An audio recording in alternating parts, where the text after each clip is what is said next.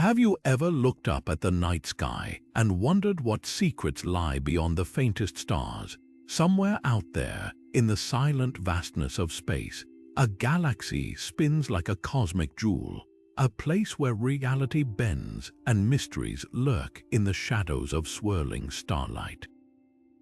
28 million light-years away, floating in the constellation Virgo, there's a celestial wonder that captures the imagination like few others, the Sombrero Galaxy. With its brilliant central bulge and dark, defining dust lane, it looks almost like a wide-brimmed hat tossed carelessly into the depths of the universe. But don't let its elegant appearance fool you. This is a place of extremes, of violent beauty and profound strangeness, where the laws of physics are tested and where some of the most bewildering objects ever discovered challenge everything we think we know.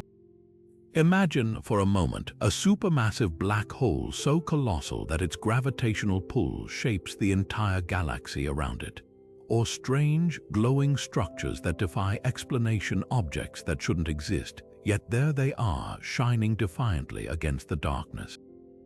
The Sombrero Galaxy isn't just another pretty face in the cosmos.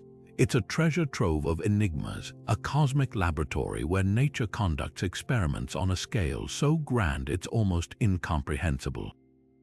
From unexplained stellar nurseries to rogue planets wandering alone in the void, this galaxy holds stories written in light and gravity, stories that are still waiting to be fully understood.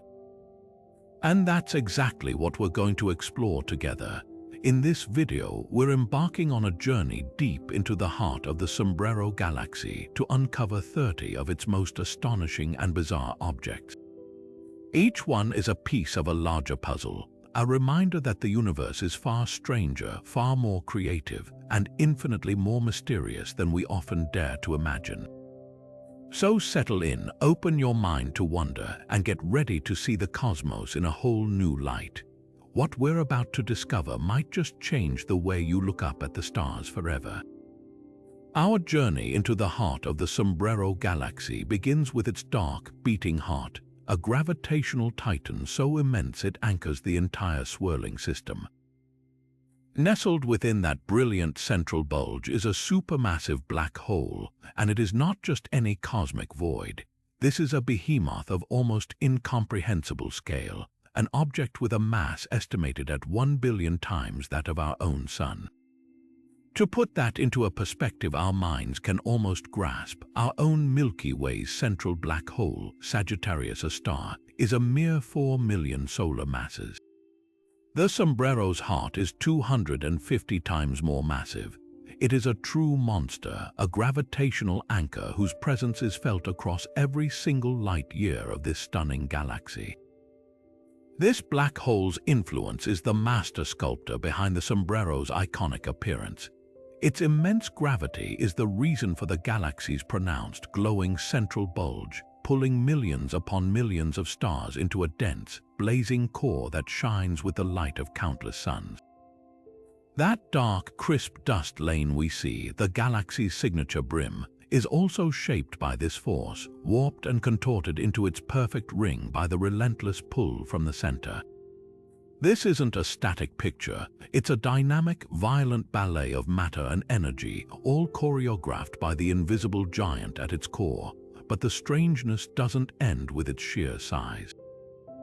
The material spiraling into this abyss doesn't always behave as our models predict.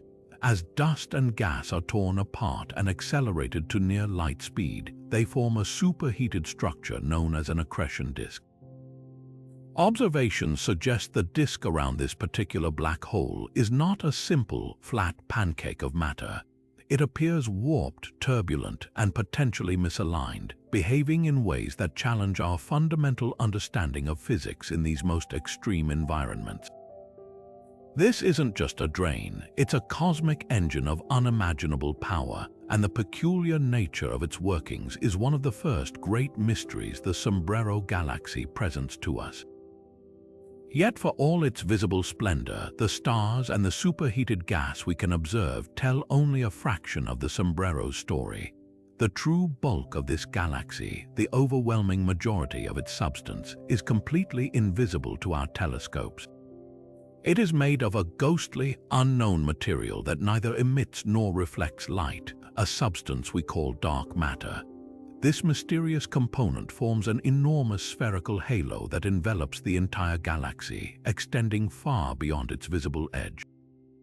We cannot see it, we cannot touch it, but we know it is there because of its profound gravitational influence on the things we can see. The most compelling evidence for this invisible halo comes from the motion of the stars themselves.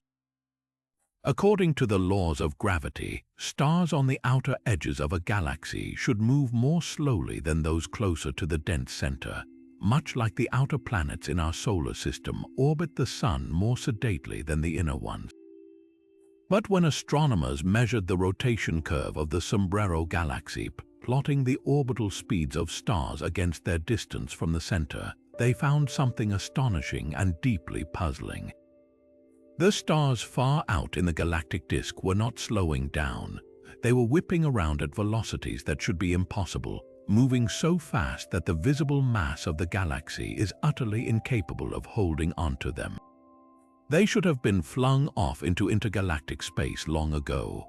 The only explanation is that they are caught in the powerful gravitational grip of something else, a vast reservoir of mass we cannot see. This is the signature of dark matter. This halo is not a minor component, it is the main event.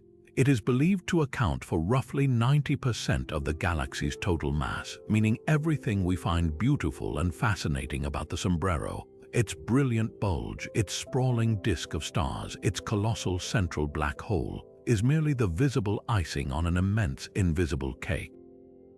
This dark matter scaffold is the true framework upon which the galaxy is built, governing its overall structure and dynamics.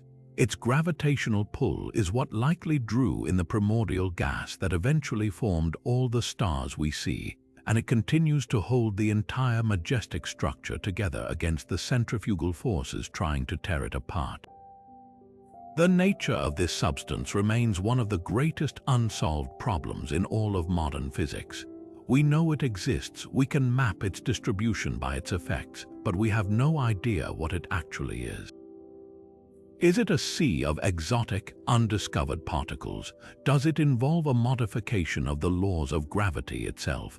The Sombrero Galaxy, with its clear and pronounced rotation curve anomaly, serves as a perfect natural laboratory for this cosmic detective story.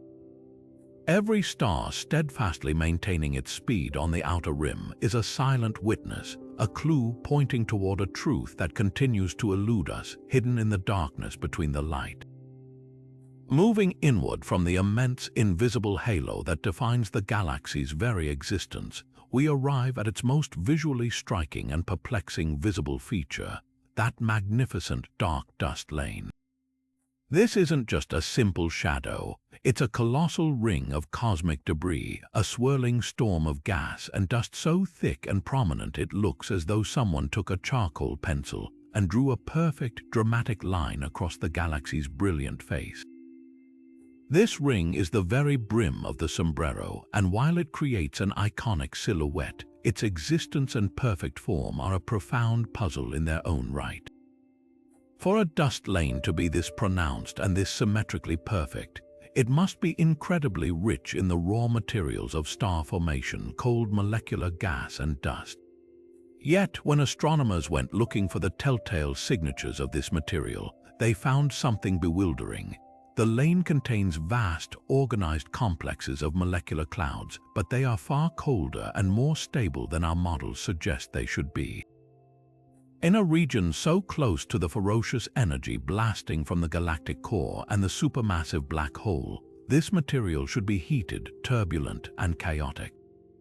Instead, it's chillingly calm and structured, defying our expectations of how matter behaves in such an extreme environment.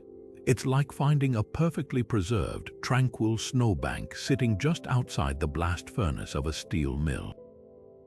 This strange calm suggests there are forces at work within the lane that we don't fully understand, processes that are somehow shielding these molecular clouds or regulating their temperature.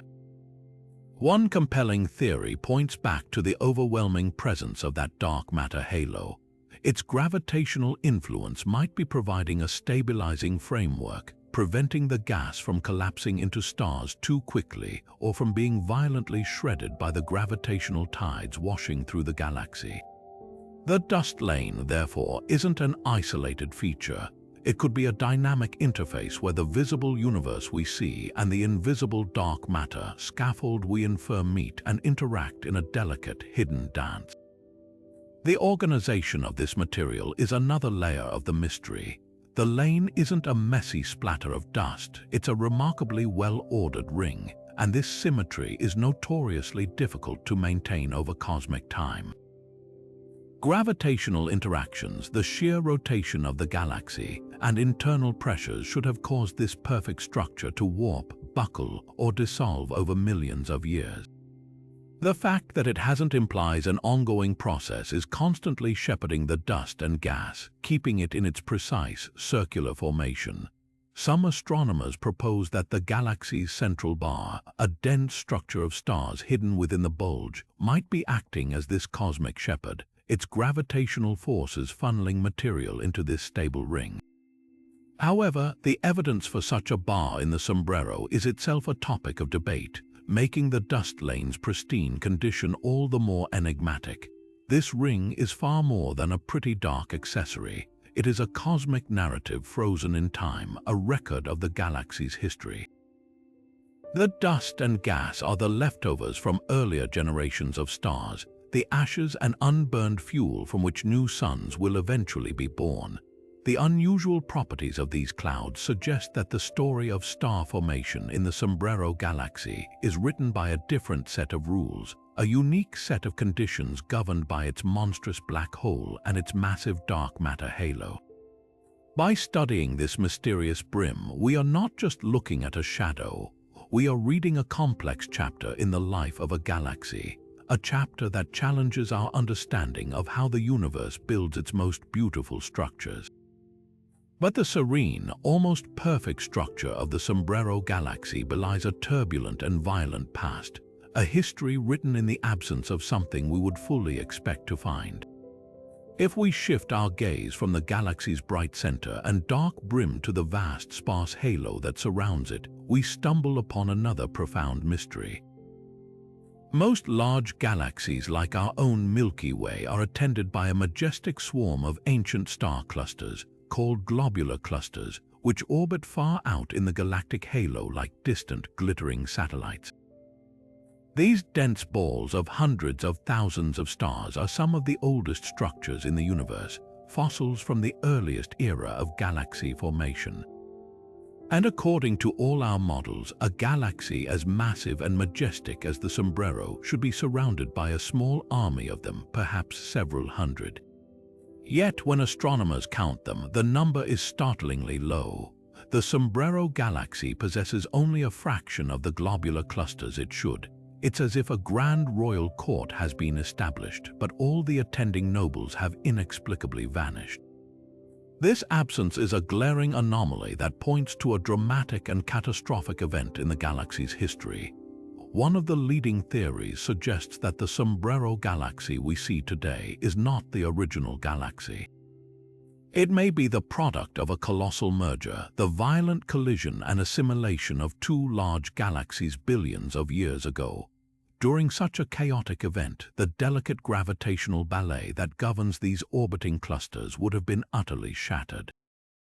The clusters themselves would have been violently pulled from their orbits, either flung out into the intergalactic void as rogue clusters or dragged inward and completely torn apart by the immense tidal forces generated by the merging black holes and shifting gravitational fields. It's a cosmic demolition event on an unimaginable scale, erasing ancient celestial landmarks as if they were never there. There's another, even more intriguing possibility. The very mechanism that created the Sombrero's stunning structure, its immense dark matter halo, might also be responsible for the cluster's disappearance. The gravitational pull from this vast, invisible sphere is so tremendous that it could have fundamentally altered the environment of the galactic halo. The conditions necessary for globular clusters to form in the first place, or to migrate into stable orbits from smaller consumed galaxies, may never have existed here. The rules of engagement were simply different from the start, dictated by the overpowering influence of dark matter, preventing the cluster population from ever building up to expected levels. This turns the mystery on its head. It wasn't that clusters were lost, but that they were never there to begin with because the galaxy's foundation was too strange, too massive, and too alien for them to ever take hold. Each missing cluster is a silent witness to a forgotten cosmic drama. Their absence forces us to reconsider the life story of this beautiful galaxy. Was it a violent, transformative merger that forged its iconic shape and wiped its halo clean? Or was it born under such unusual, dark matter-dominated circumstances that its evolution followed a unique path from the very beginning? The missing globular clusters are more than just an empty space. They are a negative image, a ghostly fingerprint of a profound historical event. By studying what isn't there, astronomers are piecing together a narrative of cataclysm and rebirth, revealing that the Sombrero's serene beauty is the calm after a storm of unimaginable ferocity.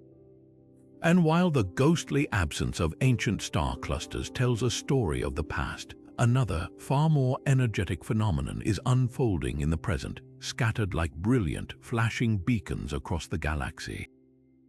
Within the Sombrero's spiral arms and even near its bustling core, astronomers have pinpointed a number of intensely powerful and deeply peculiar objects known as X-ray binaries. These are not single stars but violent partnerships, cosmic dances between a normal star and the stellar corpse it orbits, either a neutron star or a black hole. In these systems, the gravitational pull from the ultra-dense remnant is so ferocious that it literally strips material away from its living companion. This stolen gas doesn't fall straight in. It spirals down at nearly the speed of light, forming a superheated disk of plasma around the remnant. The temperatures in this accretion disk become so unimaginably extreme, reaching millions of degrees, that it doesn't glow in visible light. It erupts in a torrent of high-energy X-rays, shining with the power of 100,000 suns. What makes these systems in the Sombrero so strange isn't just their existence, but their behavior. These are not steady, predictable lighthouses. They are cosmic strobe lights, flickering and flaring with a wild unpredictability that defies our models. Their X-ray output can change dramatically in a matter of hours or even minutes. Some will suddenly flare to incredible brilliance and then just as rapidly fade into near darkness. A volatility that suggests the flow of material onto the remnant is chaotic and unstable.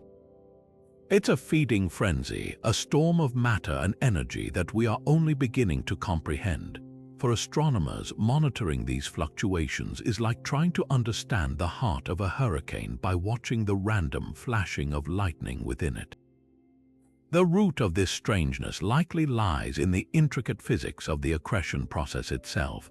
The material flowing from the donor star isn't a smooth, constant stream. It's often clumpy and turbulent. Magnetic fields generated by the incredibly dense and rapidly spinning neutron stars can channel this incoming plasma into powerful jets or create barriers that suddenly break, causing an avalanche of material to crash down all at once. In systems where the remnant is a black hole, we are essentially watching matter cross the point of no return, and the extreme conditions just outside the event horizon can create oscillations and quasi-periodic vibrations in the X-ray emission that act as a direct probe of gravity itself in its most extreme form. Studying these erratic objects in the Sombrero provides a unique opportunity because we are seeing them from a particular vantage point. The galaxy's near-perfect orientation, almost edge-on from our perspective, means we are looking through its entire plane. This allows us to detect a large population of these binaries that might otherwise be hidden, but it also means their light passes through the galaxy's immense dust lane.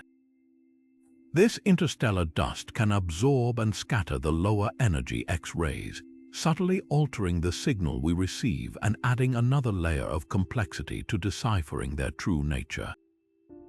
Each flickering point of high-energy light is thus a puzzle wrapped in an enigma, offering a direct window into the most violent relationships in the universe and challenging our understanding of how matter behaves under the most extreme duress imaginable. But the high-energy drama of X-ray binaries is not the only evidence of the Sombrero's violent core.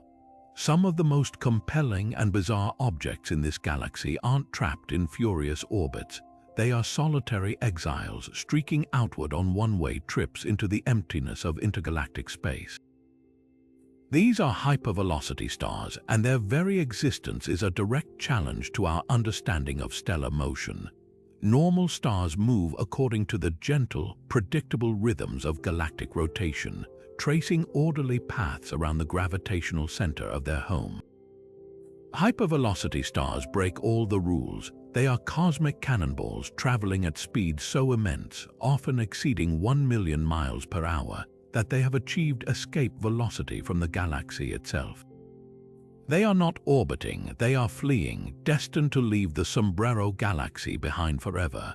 The origin of these stellar projectiles is one of the most thrilling mysteries in modern astrophysics, and all evidence points to a single, terrifying culprit: the supermassive black hole at the galaxy's heart. The most widely accepted theory for their creation is known as the Hill's mechanism, a gravitational slingshot effect of almost unimaginable power. Imagine a binary star system, two stars locked in a mutual orbit, wandering too close to the black hole's event horizon. The immense tidal forces of the black hole can violently rip this partnership apart. One star is captured, doomed to swing into a tight orbit around the abyss.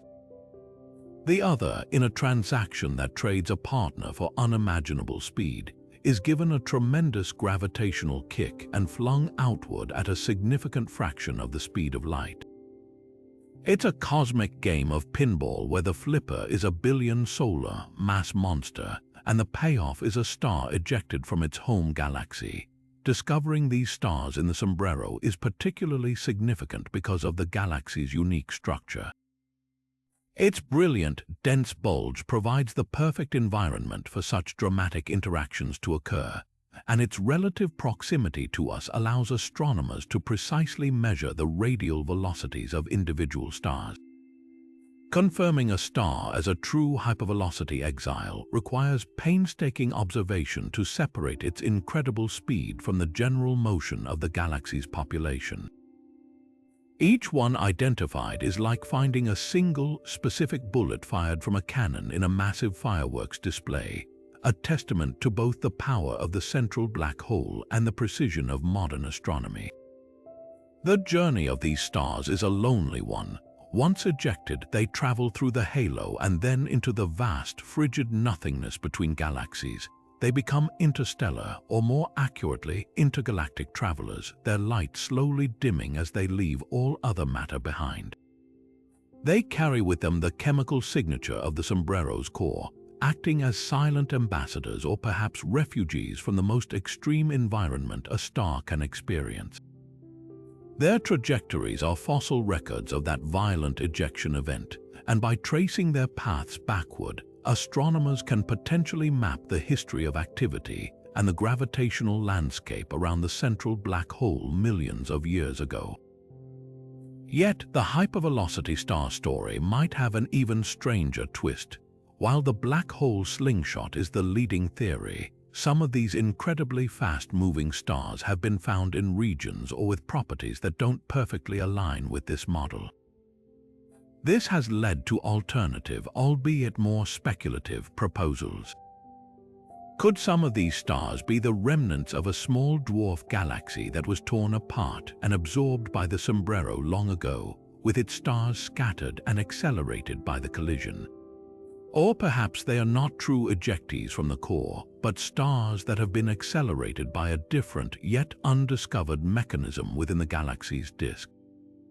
Each hypervelocity star is therefore not just a simple projectile. It is a subject of intense debate, a clue that could either confirm our theories about the chaotic environment around supermassive black holes or force us to invent entirely new principles of astrophysics to explain their incredible journeys. But the Sombrero Galaxy story of stellar creation has another chapter, one that defies the typical narrative of star birth.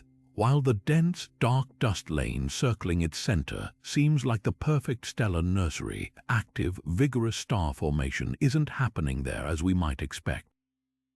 Instead, this activity has migrated outward, manifesting as a brilliant, shimmering ring of young, hot blue stars and glowing pink hydrogen nebulae located far out in the galaxy's more tranquil outer disk.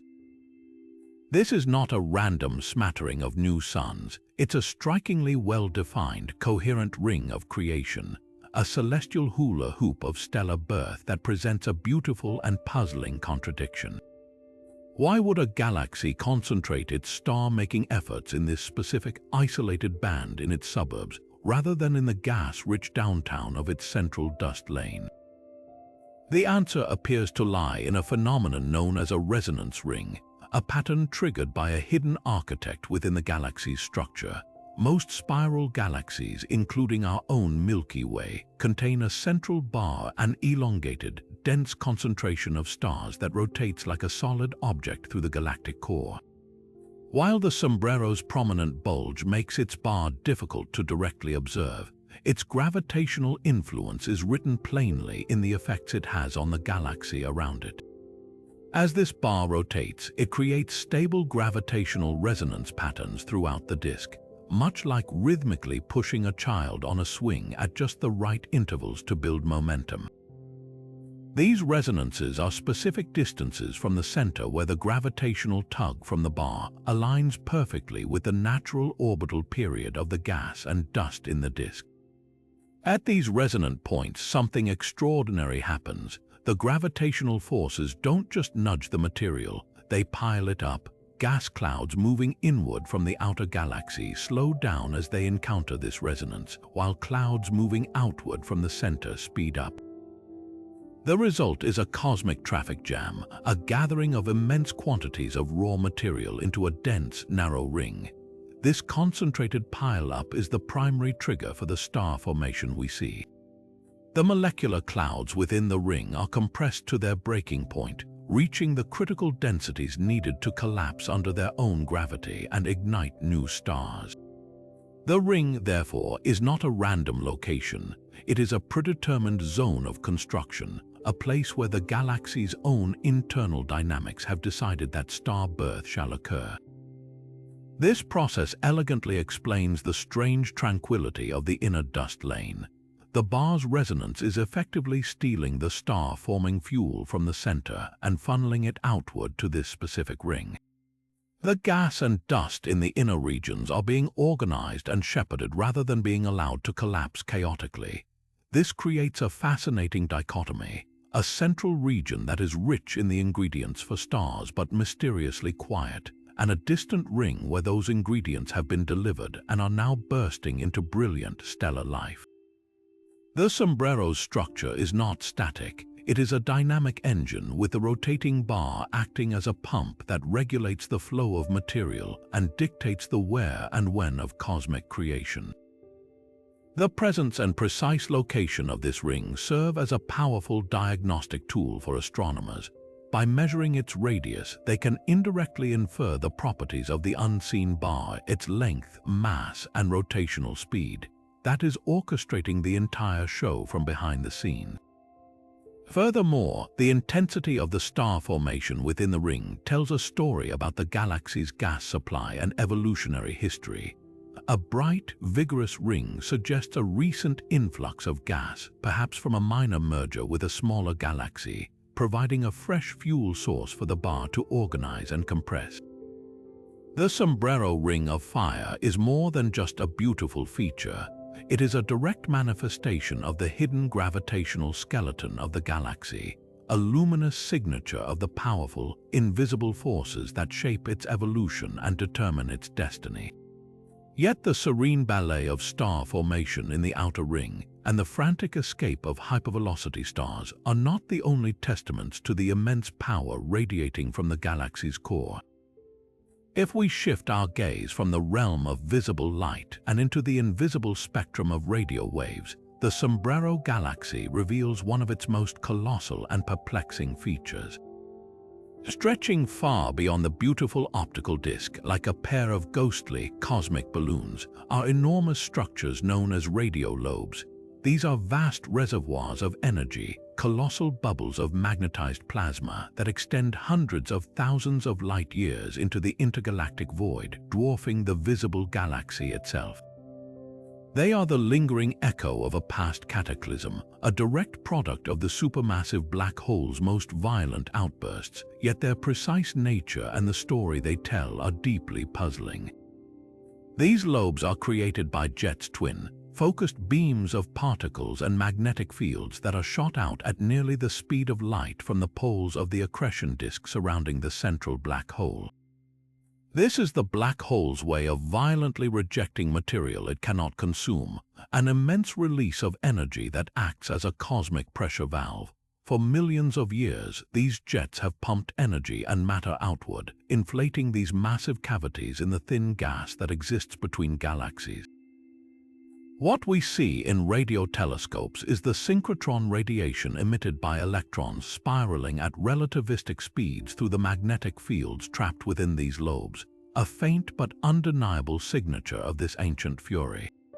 The mystery, however, lies in the energy content and the strange morphology of these lobes. Based on the estimated power of the central engine and the duration of its active phases, our astrophysical models can predict the expected size and brightness of such structures. The lobes around the Sombrero Galaxy, however, defy these predictions. They are significantly fainter and appear more diffuse and disorganized than they should be for a black hole of its immense size and presumed activity level. It's as if a colossal explosion went off but produced a quieter, more subdued shockwave than all our calculations said was possible. This discrepancy suggests that the transfer of energy from the black hole's jets to the surrounding intergalactic medium is happening in a far less efficient or far more complex manner than we currently understand. One compelling theory proposes that the environment into which these jets are expanding is the key to the puzzle. The Sombrero Galaxy resides in a relatively sparse region of space, lacking the dense intergalactic gas that is often found within large galaxy clusters. Without this thick external medium to push against and contain them, the jets and the lobes they inflate may be expanding virtually unimpeded, like a balloon inflating in a near vacuum. This rapid, easy expansion would cause the trapped particles and magnetic fields to spread out and thin down much faster, leading to the observed faintness and lack of sharp structure. The lobes are not weak, they are simply diluted across a much greater volume than we are used to seeing. Another possibility points to the history of the black hole's activity itself. The jets may not be a continuous, steady flow, but rather a series of short, incredibly powerful bursts separated by long periods of quiescence. The current lobes could be the fading remnant of a major outburst that occurred tens of millions of years ago, with the particles having lost much of their energy over time through radiation and expansion.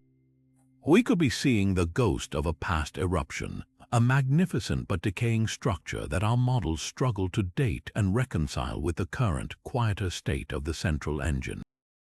This turns the lobes into a kind of cosmic archaeology. Their size and faintness are clues to a dramatic active phase that has long since ended, a chapter in the galaxy's history that we can only read by its fading afterglow in the radio spectrum.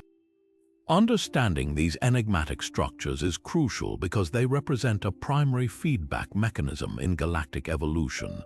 The energy injected into the halo by these jets and lobes regulates the cooling of gas and can ultimately shut down star formation across the entire galaxy, effectively determining its future. The peculiar nature of the Sombrero's radio lobes suggests that this feedback process operates under a unique set of rules here, influenced by its isolated location and the specific history of its central black hole. They are a silent, immense monument to the galaxy's past violence, and their failure to conform to our expectations is a powerful reminder that even the most energetic phenomena in the universe are deeply shaped by their environment, resulting in a stunning diversity of forms that we are only beginning to catalogue and comprehend. But the gravitational influence of dark matter is not just a smooth, uniform halo. It appears to be far more complex and clumpy, revealing another layer of mystery hidden within the galaxy's invisible bulk. Through the subtle and powerful technique of gravitational lensing, where the gravity of a foreground object bends and magnifies the light from a more distant background galaxy, astronomers have mapped the distribution of mass within the Sombrero. This has allowed them to create a kind of ghostly image of the dark matter itself, and what they've found is astonishing. The dark matter is not spread in an even, featureless cloud. Instead, it is gathered into strange, dense clumps that appear to be moving somewhat independently from the galaxy's visible stars and gas. This is deeply counterintuitive and challenges a fundamental assumption about how galaxies work. We expect that dark matter and visible matter, while two different substances, should be gravitationally tied together. The stars should trace out the gravitational potential wells created by the dark matter.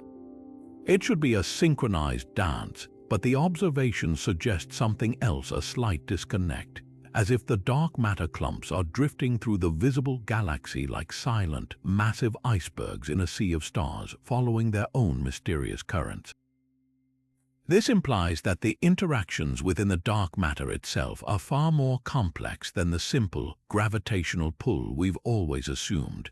The leading theory for what dark matter is made of involves a hypothetical particle called a WIMP, a weakly interacting massive particle.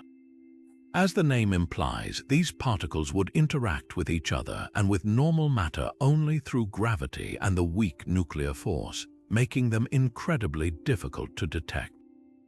This model generally predicts that dark matter should form a smooth, hierarchical structure. The fact that we see these distinct moving clumps suggests that dark matter might have properties we haven't yet accounted for. Perhaps dark matter particles can interact with each other through some unknown force, a dark force that allows them to collide, scatter, or even experience a form of friction that causes them to clump and move in ways that pure gravity alone cannot explain. We might be seeing the first hints of a rich, dark sector of physics, a hidden universe of interactions happening right alongside our own, completely invisible to us except through these subtle gravitational tugs. Another, even more mind-bending possibility is that our understanding of gravity itself is incomplete on galactic scales. The observed motions could be a signature that the laws of gravity as described by Einstein need modification in these extreme environments, a concept known as modified Newtonian dynamics or MN. While still a minority view, the peculiar behavior of these dark matter clumps adds a compelling piece of evidence to this ongoing debate. It forces us to ask a profound question. Are we seeing the effects of an unknown form of matter, or are we witnessing the breakdown of our most fundamental theory of how the universe operates at the largest scales? Each independently moving clump is a silent siren call, hinting that our cosmic model, for all its success, might be missing a crucial piece of the puzzle, a piece hidden in the darkness. And while the ghostly clumps of dark matter and the fading radio lobes speak to the largest scales of structure, some of the Sombrero's most intriguing puzzles are far more localized, appearing as tiny, brilliant pinpricks of light that defy classification. As astronomers trained powerful infrared telescopes on the galaxy, they expected to see the familiar glow of cold dust clouds and the heat signature of known stellar types. Instead, they found something profoundly puzzling: numerous bright, point-like sources of infrared radiation scattered throughout the galaxy's disk and halo that have no obvious counterpart in any other wavelength of light. These are not stars as we know them, nor are they the glowing nebulae where stars are born. They are celestial ghosts detected only by their heat signature, and their existence suggests there is an entire population of objects in this galaxy that we have not yet learned to categorize or understand. The mystery of these sources begins with their very detection. In visible light, these regions of the galaxy might appear completely dark or host only faint, unremarkable stars. But in the infrared, they blaze with an intensity that demands an explanation. Each one is a concentrated emitter of thermal energy, meaning it is either very warm or possesses a tremendous surface area radiating heat. The immediate, obvious candidates don't quite fit. They are too bright and too compact to be simple dust clouds which would glow more diffusely. They don't exhibit the variability or the X-ray output we'd associate with accreting black holes or neutron stars in their more active phases. And they don't align with the positions of known variable stars or dying red giants, which do emit strongly in the infrared but have a very specific and recognizable signature. These objects occupy a strange gap in our celestial taxonomy, a blank space on the chart where something new and unclassified appears to exist. One compelling hypothesis points to a particularly dramatic and short-lived phase in a star's life. These could be protostars in their very earliest, most enshrouded stage of formation. In this scenario, a collapsing core of gas has grown hot enough to begin shining, but it is still buried within an incredibly thick, cold cocoon of its own natal dust. Visible light is completely trapped by this shroud, but the thermal energy, the heat from the contraction, and the newborn star's first flickers of fusion radiates outward at longer infrared wavelengths. What we would be seeing is not the star itself, but the intense glow of its warm, dusty cradle. If this is true, it would mean the Sombrero Galaxy is host to a population of stellar newborns hiding in plain sight, their births witnessed only by the heat they leak into the universe. Yet another possibility ventures into more exotic territory. These could be stars that have evolved in unusual ways due to the unique environment of the Sombrero. For instance, they might be massive stars that have expelled their outer layers in violent eruptions, creating dense, hot shells of dust that temporarily glow brightly in the infrared before fading away. Or perhaps they are the remnants of stellar collisions in the galaxy's densely packed core merged stars, shrouded in the debris of the catastrophic event that formed them, glowing as the wreckage cools. Each unexplained point source could be a snapshot of a rare and transient cosmic event, a brief chapter in a star's life that we have been fortunate enough to catch. The significance of these unidentified infrared objects extends far beyond simple cataloging. Their mere presence tells us that our models of stellar evolution and galactic composition are incomplete. The Sombrero Galaxy, with its unique history and structure, might be fostering the development of celestial phenomena that are either rare or absent in other galaxies like our own. By studying these mysterious heat sources, astronomers are not just identifying new objects, they are potentially uncovering entirely new pathways of stellar life and death, reminding us that the universe still holds countless surprises waiting to be revealed by looking at the cosmos in a different light. But the faint infrared whispers of hidden stellar objects and the immense radio echoes of past black hole fury are not the only records of extreme violence written across the Sombrero Galaxy. As we peer even deeper into its history, we find evidence of an event of almost unimaginable power, a cataclysm so brief and so violent that it can outshine an entire galaxy for a few fleeting seconds. Tucked away in the outer reaches of the Sombrero's halo, astronomers have identified what appears to be the fossilized remains of a gamma-ray burst, a discovery that sends a ripple of excitement through the astrophysics community because finding such a remnant in a nearby galaxy is like finding the archaeological ruins of a single, specific lightning strike from millennia ago. It is an exceptionally rare and precious clue to one of the universe's most enigmatic and destructive phenomena. A gamma-ray burst is the single most explosive event known to occur since the Big Bang itself. For a few seconds, these events can release more energy than our Sun will emit over its entire 10 billion-year lifetime. They are the universe's ultimate sirens, heralding the catastrophic death of a massive star or the merger of incredibly dense objects like neutron stars. The initial flash of gamma rays is terrifyingly intense but also vanishingly brief. What remains long after that initial fireball has faded is the aftermath, a vast, expanding shell of material known as the remnant, which plows into the surrounding interstellar gas at relativistic speeds, heating it and causing it to glow across various wavelengths for thousands of years. It is this lingering, fading glow that we detect as the remnant, the ghost of an explosion past. The candidate in the sombrero is particularly compelling because of its structure and energy signature. It manifests as a faint, almost perfectly circular shell of energized gas, emitting strongly in specific radio and X-ray frequencies that are the telltale signs of a shock wave from a relativistic explosion. Its size and estimated rate of expansion allow astronomers to roughly date the original event, placing it several tens of thousands of years ago.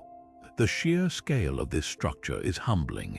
This single bubble of gas is large enough to contain entire solar systems within its fragile-looking filamentary walls, a permanent scar on the face of the galaxy from a moment of unimaginable violence.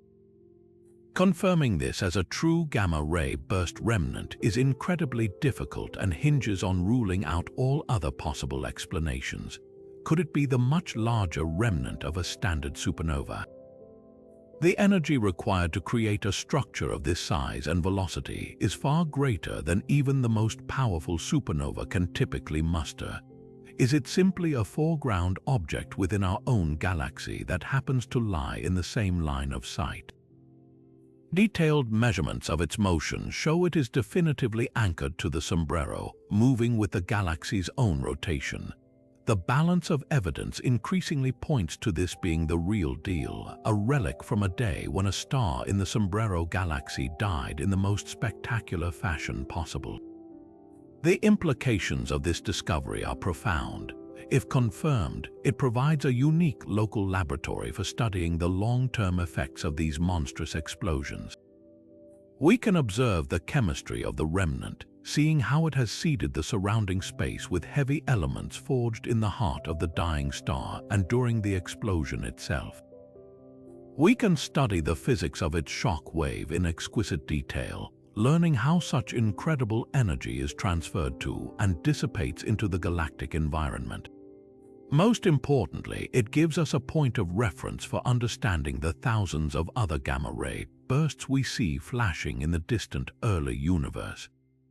By studying one up close, we can finally begin to decode the full life cycle of these cosmic behemoths, from their explosive birth to their slow, fading death, all from the evidence left behind in the serene halo of the beautiful sombrero. But perhaps the most direct and startling evidence for this invisible dark matter scaffolding comes from an even more precise celestial phenomenon, one that uses the universe's own natural telescopes to weigh the galaxy. The immense gravity of the Sombrero Galaxy doesn't just pull on its own stars, it warps the very fabric of space-time around it, creating a lens that bends and distorts the light from galaxies millions of light-years behind it. This effect, known as strong gravitational lensing, is one of astronomy's most powerful tools, allowing us to literally map the distribution of mass, both seen and unseen. And when astronomers apply this technique to the sombrero, they find anomalies that push our understanding of physics to its very limits. The principle is elegant. A massive object like a galaxy sits between us and a more distant background galaxy. The foreground galaxy's gravity acts like a giant lens, bending the light rays from the distant source and often creating multiple, magnified, and distorted images of it, like seeing a cosmic reflection in a funhouse mirror. By meticulously studying the precise arrangement, brightness, and shape of these multiple images, we can work backward to calculate exactly how much mass is in the foreground lensing galaxy and, crucially, how that mass is distributed. It is a perfect natural scale, What this cosmic scale reveals about the Sombrero is profoundly puzzling. The multiple images of the background galaxies are not where our models predict they should be. Based solely on the gravitational pull of all the visible matter we can catalogue, the billions of stars, the glowing gas, even the central supermassive black hole, the lensed images should form in one specific configuration. But in reality, they appear in a different position entirely. The distortion is more extreme, and the images are often significantly brighter than they have any right to be. The only way to account for this discrepancy is to include the gravitational influence of a truly enormous amount of matter that we cannot see. The light from those distant galaxies is not just being bent by the Sombrero we see, it is being wrung through the invisible fist of its dark matter halo. This isn't just a minor miscalculation. The anomalies are too large to be explained by tweaking our models of stars and gas. They demand the presence of a specific, clumpy, and extensive distribution of dark matter that perfectly counterbalances the errant path of the light. It is the most direct evidence possible that the vast majority of the Sombrero's substance is completely transparent to light, yet it exerts a gravitational force that literally reshapes our view of the universe behind it. These distorted images are the ghostly fingerprints of dark matter, an undeniable signature of its presence and its overwhelming dominance in shaping the cosmos. The implications of these lensing anomalies stretch far beyond simply confirming dark matter's existence. They provide an incredibly detailed, high-resolution map of where this mysterious substance actually is and how it is structured. The results show that the dark matter forms a roughly spherical halo that extends far beyond the galaxy's visible edge, but its distribution is not smooth and uniform. The lensing effects suggest the halo contains subtle density variations, fine-grained structures, and perhaps even sub-halos of dark matter orbiting within the larger halo. This level of detail is crucial for testing the various theoretical models of what dark matter particles could actually be, as different types of particles would predict different abilities to clump together on these small scales. Ultimately, these gravitational lens anomalies do more than just reveal an invisible component of the universe. They challenge the very foundations of our understanding of gravity and matter. The distorted images of those background galaxies are a message from across the cosmos, telling us that the beautiful Sombrero we admire is merely the tip of a vast hidden iceberg. They are a constant, observable reminder that the most fundamental forces governing the universe are still, in many ways, a profound mystery, and that the true nature of reality is written in a language of gravity and light that we are only just beginning to learn how to read. These aren't the gentle, predictable motions of a calm galaxy. They are the chaotic trajectories of a system still reeling from a profound disturbance. The most compelling explanation is that these clouds are the lingering debris from an ancient and violent merger. Billions of years ago, a smaller dwarf galaxy may have been torn apart by the Sombrero's immense gravity, its stellar corpse shredded and its gaseous innards scattered throughout the halo. These high-velocity clouds could be the final, free-flowing remnants of that consumed companion, still swirling in chaotic patterns as they gradually settle into the gravitational embrace of their captor. They are the cosmic equivalent of dust still hanging in the air long after a colossal collision. Yet there is another, even more dynamic possibility. Some of these clouds aren't incoming debris at all. They are material being violently expelled from the galaxy's own disk. This could be the result of a process known as a galactic fountain, where the combined energy from multiple supernova explosions in the disk creates a powerful shockwave that literally blows huge bubbles of hot gas out of the galactic plane. This material then arcs high into the halo, cools down, and condenses into these massive clouds of cold hydrogen, only to eventually fall back down onto the disk like a celestial rain shower.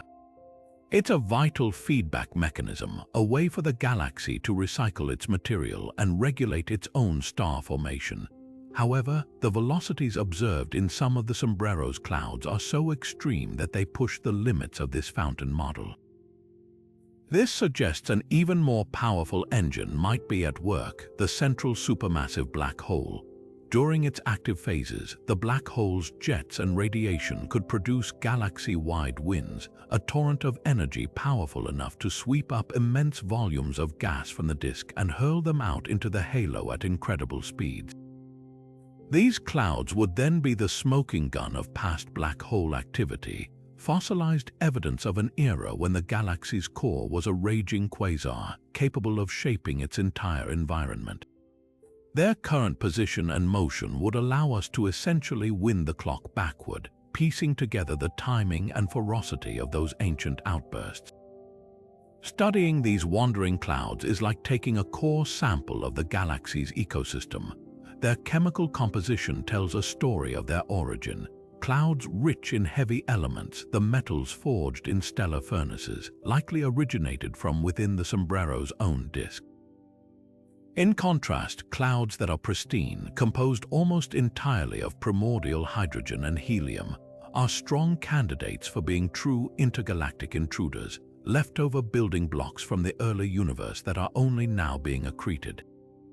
Each cloud is a unique puzzle, and by measuring its path and its makeup, astronomers can trace its history back through billions of years, uncovering chapters of the Sombrero's life that would otherwise be completely lost to time.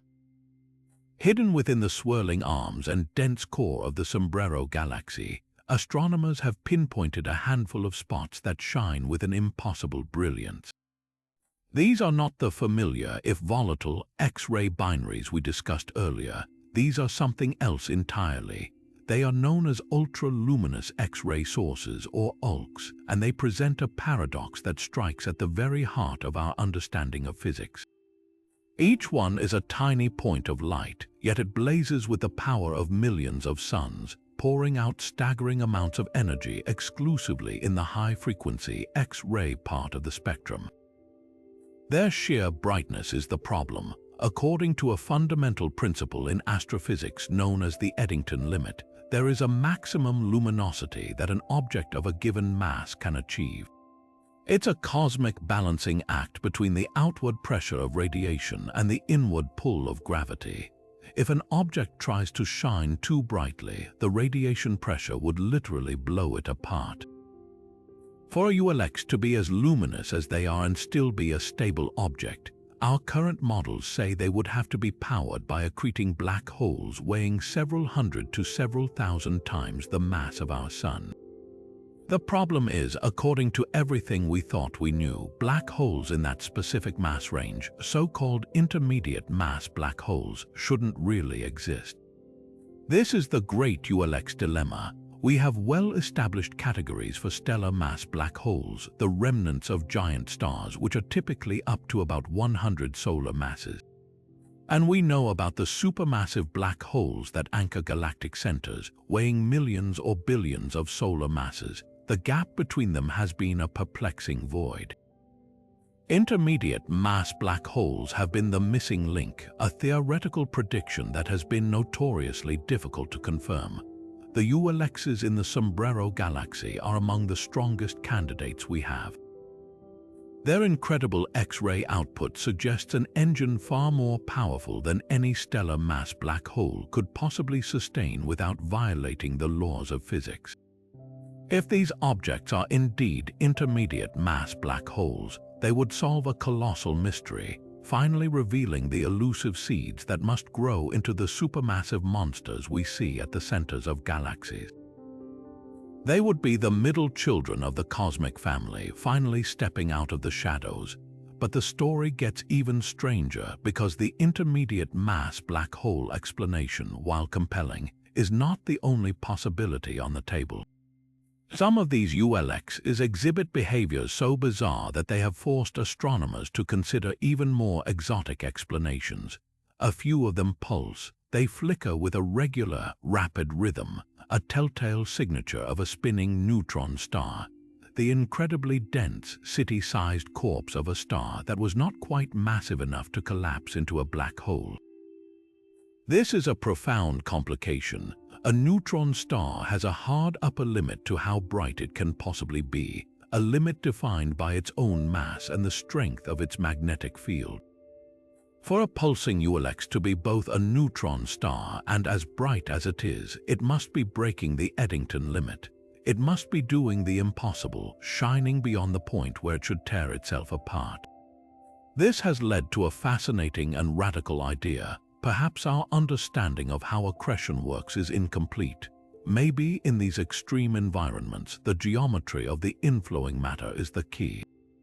Instead of a simple, spherical cloud of gas falling in, the material could be funneled into a narrow, super-dense column by an ultra-strong magnetic field, like water being forced through a fire hose rather than spilling out of a bucket. This would allow the neutron star to gorge itself on an incredible amount of fuel in a very focused way, producing those monumental X-ray flares without the radiation pressure having a chance to blow the entire system apart.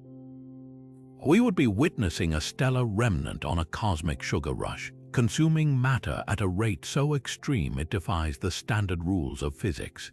The presence of these ultra-luminous enigmas in the Sombrero adds a crucial piece to this puzzle.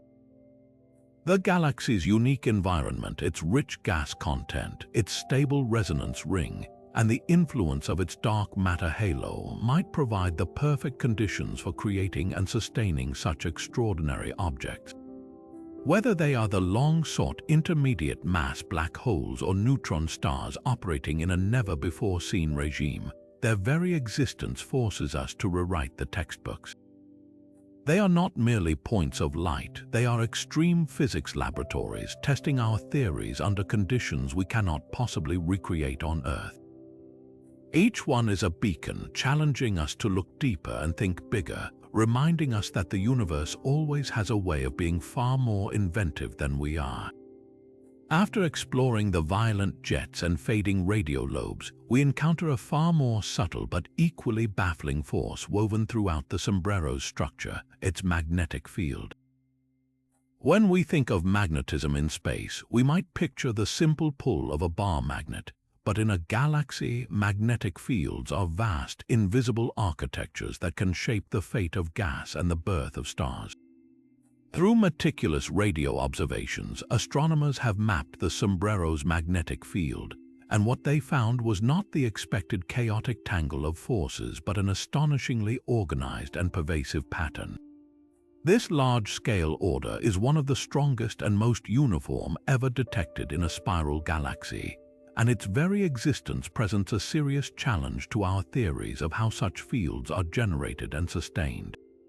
The mystery lies in the field's incredible coherence. Spiral galaxies typically possess magnetic fields that roughly follow the winding pattern of their arms, but these fields are usually weak and disorganized, often dominated by random, small-scale structures. The Sombrero's field is different. It displays a high degree of uniformity, with well-ordered lines running parallel to the plane of the galaxy's disk over vast distances.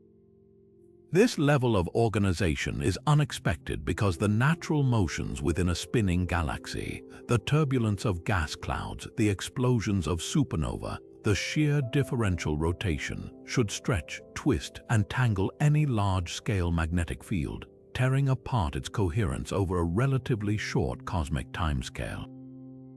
The fact that the Sombrero's field remains so structured implies there is a powerful and continuous mechanism actively generating and maintaining this order, a cosmic dynamo working with inexplicable efficiency. This powerful magnetic infrastructure is not just a curiosity. It appears to be actively participating in the galaxy's evolution, particularly in the strange story of its star formation. Magnetic fields can exert pressure on cosmic gas clouds, providing support against gravitational collapse. In the Sombrero's case, its strong, organized field might be acting as a powerful regulatory force, effectively propping up the vast reservoirs of gas in the inner dust lane and preventing them from collapsing to form new stars. This would provide an elegant explanation for the puzzling tranquility of that prime stellar nursery. The magnetic pressure, combined with the gravitational stability provided by the dark matter halo, could be the reason the gas remains so cold and stable despite its proximity to the energetic galactic center. The field isn't just a passive feature, it's an active governor, suppressing star birth in the galaxy's core and potentially channeling material outward toward the resonance ring. The origin of this magnificent magnetic field is a topic of intense debate. One leading theory points directly to the galaxy's unique history. If the Sombrero is indeed the product of a major merger, the colossal collision could have triggered a massive burst of star formation eons ago. The resulting tsunami of supernova would have flooded the galaxy with not only heavy elements, but also with tremendous energy and turbulence, potentially seeding and amplifying a primordial magnetic field to an incredible strength. The subsequent settling of the galaxy into its current, serene state could have then allowed this amplified field to organize itself into the large-scale, orderly structure we observe today. In this scenario, the magnetic field is a fossil relic of the galaxy's most violent epoch, a permanent echo of its catastrophic birth. However, maintaining such a field for billions of years requires an ongoing energy source, and this is where the mystery deepens.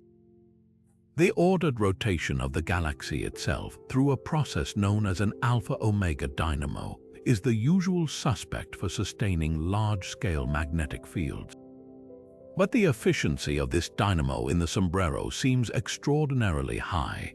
Some astronomers speculate that the unique environment, particularly the immense gravitational influence of the dark matter halo, might be providing an unexpected form of stability that allows the dynamo to operate with unprecedented effectiveness.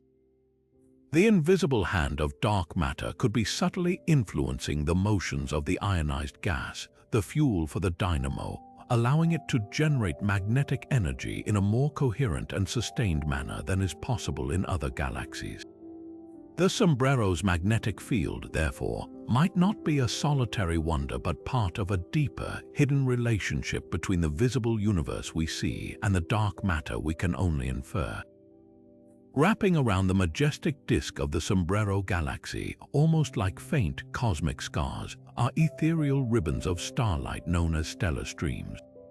These are not random collections of stars. They are the shredded remnants of smaller galaxies that ventured too close to the Sombrero's immense gravitational pull and were torn apart over billions of years. As these dwarf galaxies were disrupted, their stars were not instantly consumed. Instead, they were strewn along their original orbital paths, forming long, flowing rivers of stars that now orbit the giant galaxy they once called home.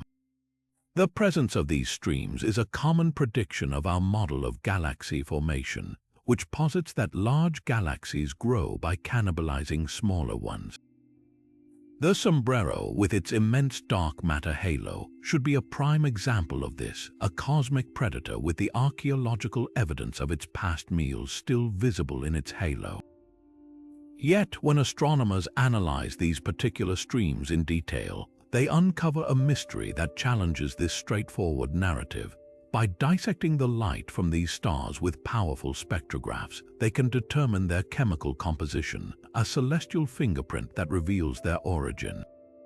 Stars born together in the same stellar nursery share a similar chemical signature, rich in specific heavy elements forged in previous generations of stars. The expectation is that each stream should tell a single, cohesive story, with all its stars showing the same distinct elemental makeup that differs from the stars native to the Sombrero itself. This would clearly identify each stream as the corpse of one specific dwarf galaxy, but the streams around the Sombrero tell a more confused and puzzling tale. Their chemical signatures are a strange and inconsistent patchwork. Some sections of a single stream show stars that are incredibly metal-poor, meaning they are ancient and pristine, composed almost entirely of hydrogen and helium from the Big Bang.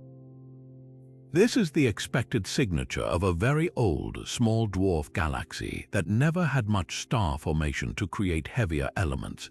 But then, just along the same celestial ribbon, astronomers find pockets of stars that are significantly richer in metals like iron and oxygen, indicating they formed from gas that had been enriched by many cycles of stellar life and death. This is the signature of a much larger, more evolved system. It's as if a single archaeological dig uncovered both primitive stone tools and advanced microprocessor chips in the same, clearly defined layer of Earth.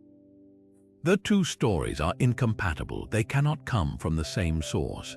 This bizarre chemical mismatch throws the entire origin story of these streams into question. If they are not the clean, simple remains of individual dwarf galaxies, then what are they? One compelling theory suggests that we are not looking at the debris of one merger, but of many. The Sombrero's gravitational pull is so immense that its halo may act as a cosmic blender, capturing multiple small galaxies over time and shredding them in such a way that their stellar debris becomes chaotically intertwined. The streams we see today might not be pure. They could be Frankenstein-like amalgamations woven together from the remains of several different devoured satellites, their distinct chemical histories now forever braided into a single confusing ribbon of light. An even more intriguing possibility is that some of these streams did not originate from a dwarf galaxy at all, but from the Sombrero itself, during a particularly violent and destabilizing merger event in the distant past. The gravitational turmoil could have ripped entire star clusters or large sections of the galactic disk right out of their orbits, flinging them high into the halo. These stars would have the enriched chemical signature of the main galaxy, and as they were stretched out by their orbital motion, they would now masquerade as an accretion stream. The galaxy, in a sense, would be cannibalizing its own limbs. This would create the exact chemical paradox we observe, a stream of stars with a mature, metal-rich composition that seems out of place for a captured dwarf galaxy, yet is also distinct from the current population of the Sombrero's disk because it represents an earlier chapter in the galaxy's chemical evolution. These stellar streams are therefore more than just pretty decorations. They are a complex palimpsest of the galaxy's violent history. Their conflicting chemical narratives force us to reconsider the simple story of galactic growth through merger. The process appears far messier, far more dynamic, and far more destructive than we once imagined. Each faint river of stars is a unique and challenging text, written in a language of elements and orbits that we are still learning to decipher, revealing that the Sombrero's past is a layered and convoluted story of chaos, consumption, and perhaps even self-destruction. Yet, amidst the chaotic streams and magnetic mysteries, the Sombrero Galaxy holds another class of enigmatic objects that challenge our understanding of stellar life cycles, white dwarf stars that defy expectation. These are the Earth-sized, dense cinders of sun-like stars that have exhausted their nuclear fuel. Normally, they are quiet, fading embers with a predictable range of masses. In the Sombrero, however, astronomers have identified a population of white dwarfs that are anything but normal. They are cosmic heavyweights, packing significantly more mass than our standard models of stellar evolution suggest should be possible for their type. Their very existence forces us to reconsider how stars live, die, and interact in this unique galactic environment. To understand why these massive white dwarfs are so peculiar, we need to grasp a fundamental rule that governs their existence. There is a strict upper limit to how heavy a white dwarf can be, a critical threshold known as the Chandrasekhar limit. This is approximately 1.4 times the mass of our Sun. It is a law written by quantum mechanics. If a white dwarf were to accrete enough material to exceed this limit, the inward crush of gravity would overwhelm the quantum pressure supporting it, triggering a cataclysmic collapse. This collapse typically results in a titanic thermonuclear explosion known as a Type 1, a supernova, which would completely obliterate the white dwarf. Therefore, finding white dwarfs that seem to be stable yet are pushing up against or even flirting with this limit is a profound puzzle.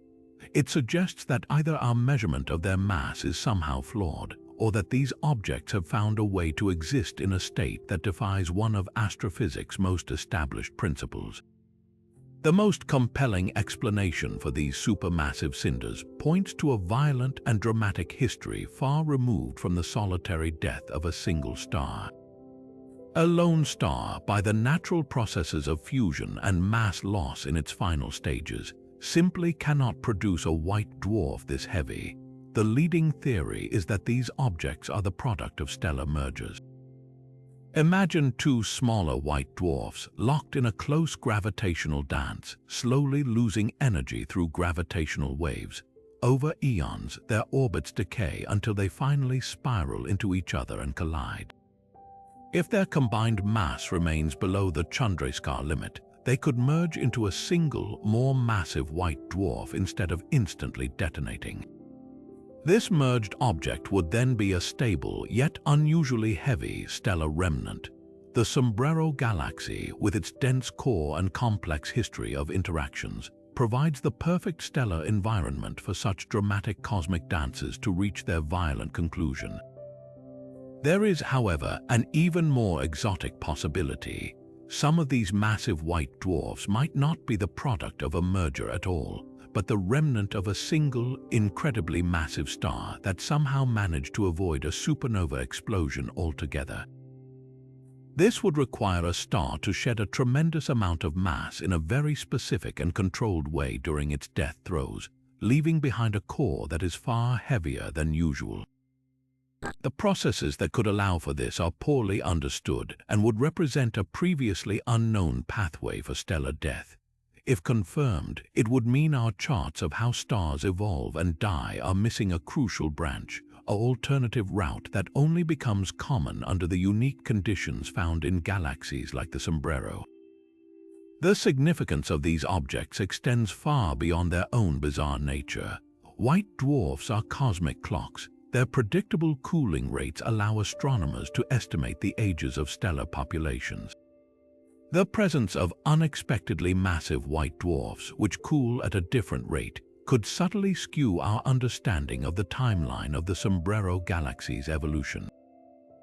Furthermore, they are intrinsically linked to the story of Type 1a supernova, the standard candles we use to measure the expansion of the entire universe. If some white dwarfs can exist so close to the Chandrasekhar limit without exploding, it suggests our understanding of the trigger mechanism for these critical explosions is incomplete. Each of these massive white dwarfs is a quiet rebuke to our models, a dense, fading jewel that holds the secrets to more violent and universe-shaping events. But the gravitational footprint of the Sombrero Galaxy extends even beyond its own immense dark matter halo, hinting at a companion that is perhaps the most ghostly and bizarre object in its entire entourage. Astronomers meticulously mapping the motions of stars and gas clouds on the very outermost fringes of the galaxy have detected a persistent and puzzling gravitational anomaly. Something with significant mass appears to be tugging on these peripheral objects, warping their paths in a way that suggests a small satellite galaxy is in orbit around the Sombrero.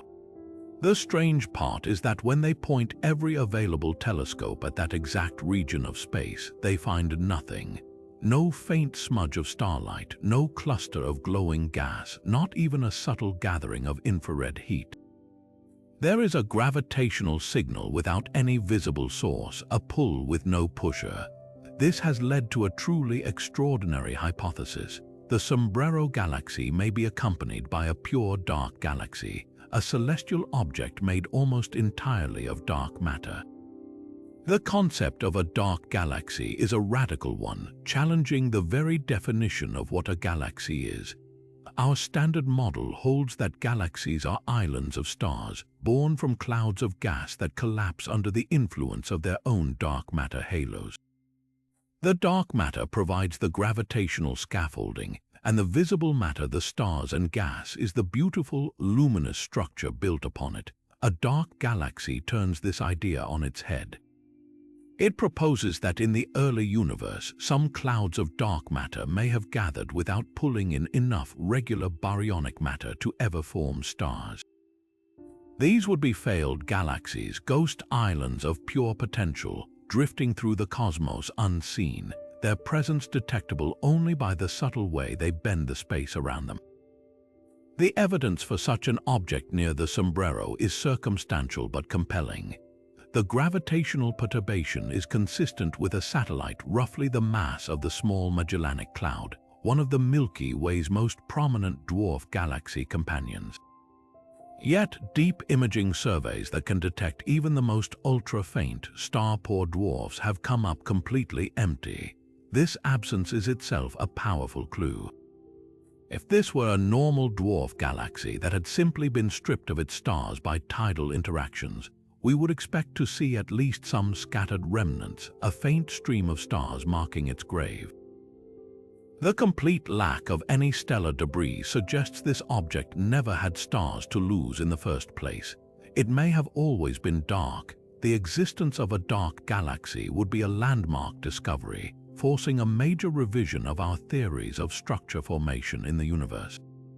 It would provide irrefutable evidence that dark matter can indeed cluster independently of visible matter, a crucial test for the cold dark matter model that underpins modern cosmology. Finding one would also help solve a lingering problem in astronomy, the missing satellites problem. Our simulations of dark matter predict that large galaxies like the Milky Way or the Sombrero should be surrounded by hundreds, even thousands, of small dark matter clumps. Yet we only observe a few dozen small, visible satellite galaxies. The rest are missing.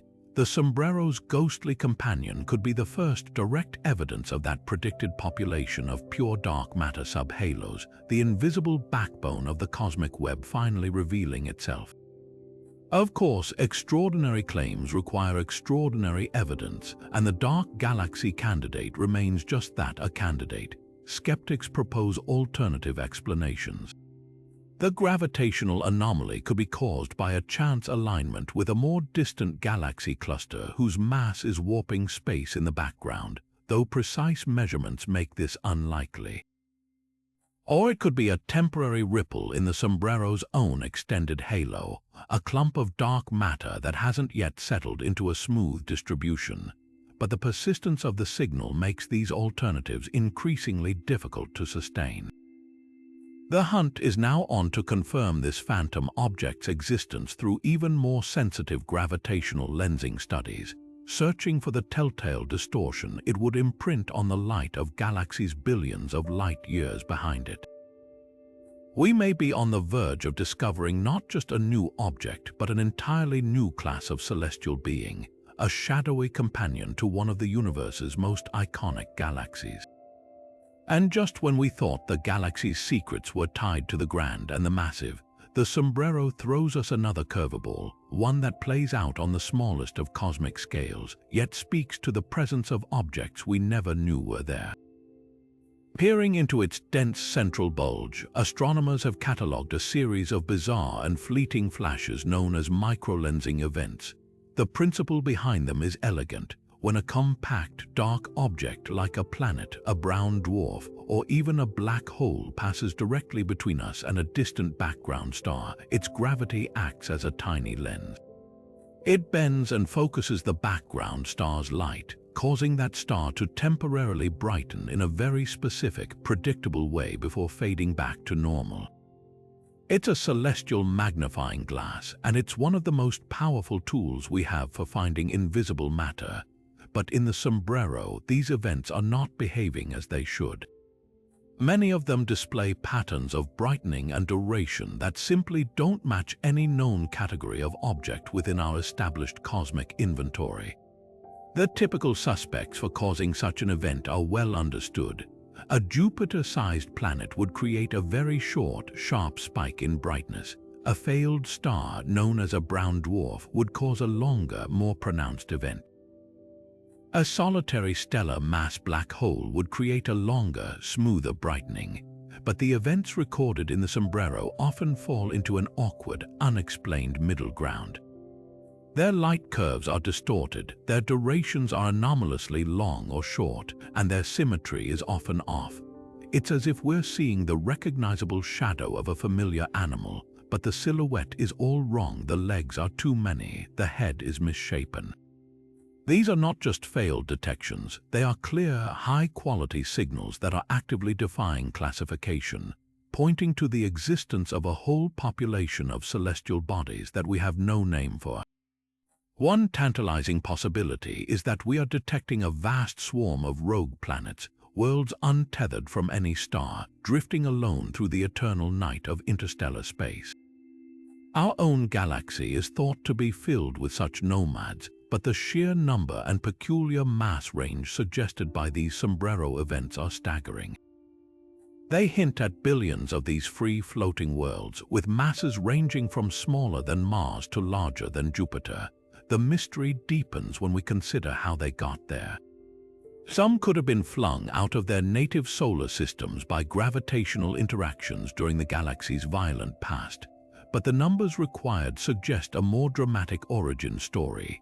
Perhaps they formed directly from the collapse of small, dense knots within the galaxy's primordial gas clouds, never orbiting a star at all.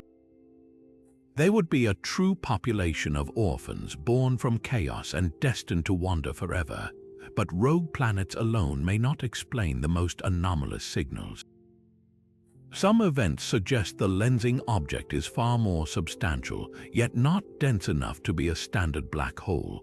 This has led to speculation about exotic and poorly understood objects like primordial black holes. These wouldn't be the black holes formed from dead stars. Instead, they would be relics from the universe's first second of existence, forged in the unimaginable density of the Big Bang.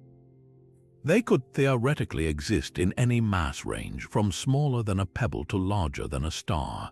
A population of such ancient objects, with masses perhaps tens of times that of Earth, would perfectly explain the strange, sustained lensing events we see. Their detection would be a monumental breakthrough, providing direct evidence for a long-theorized component of the dark matter that shapes the cosmos. The environment of the Sombrero's bulge is key to this mystery. Its incredible density of stars provides a rich backdrop of millions of potential source stars to be lensed, turning it into a perfect natural laboratory for this kind of study. However, that same density also means the microlensing events are incredibly complex. We are likely not seeing the effect of a single, isolated lensing object, but often the combined gravitational influence of multiple objects passing near the same line of sight. This can create composite, distorted light curves that are fiendishly difficult to untangle, a hall of mirrors where one strange signal is superimposed on another. Teasing apart these signals is a task of monumental computational effort, requiring us to compare each event against millions of simulated possibilities. Each one of these unexplained brightenings is a ghostly signature, a brief flash illumination revealing the presence of something massive, dark, and mysterious crossing our field of view.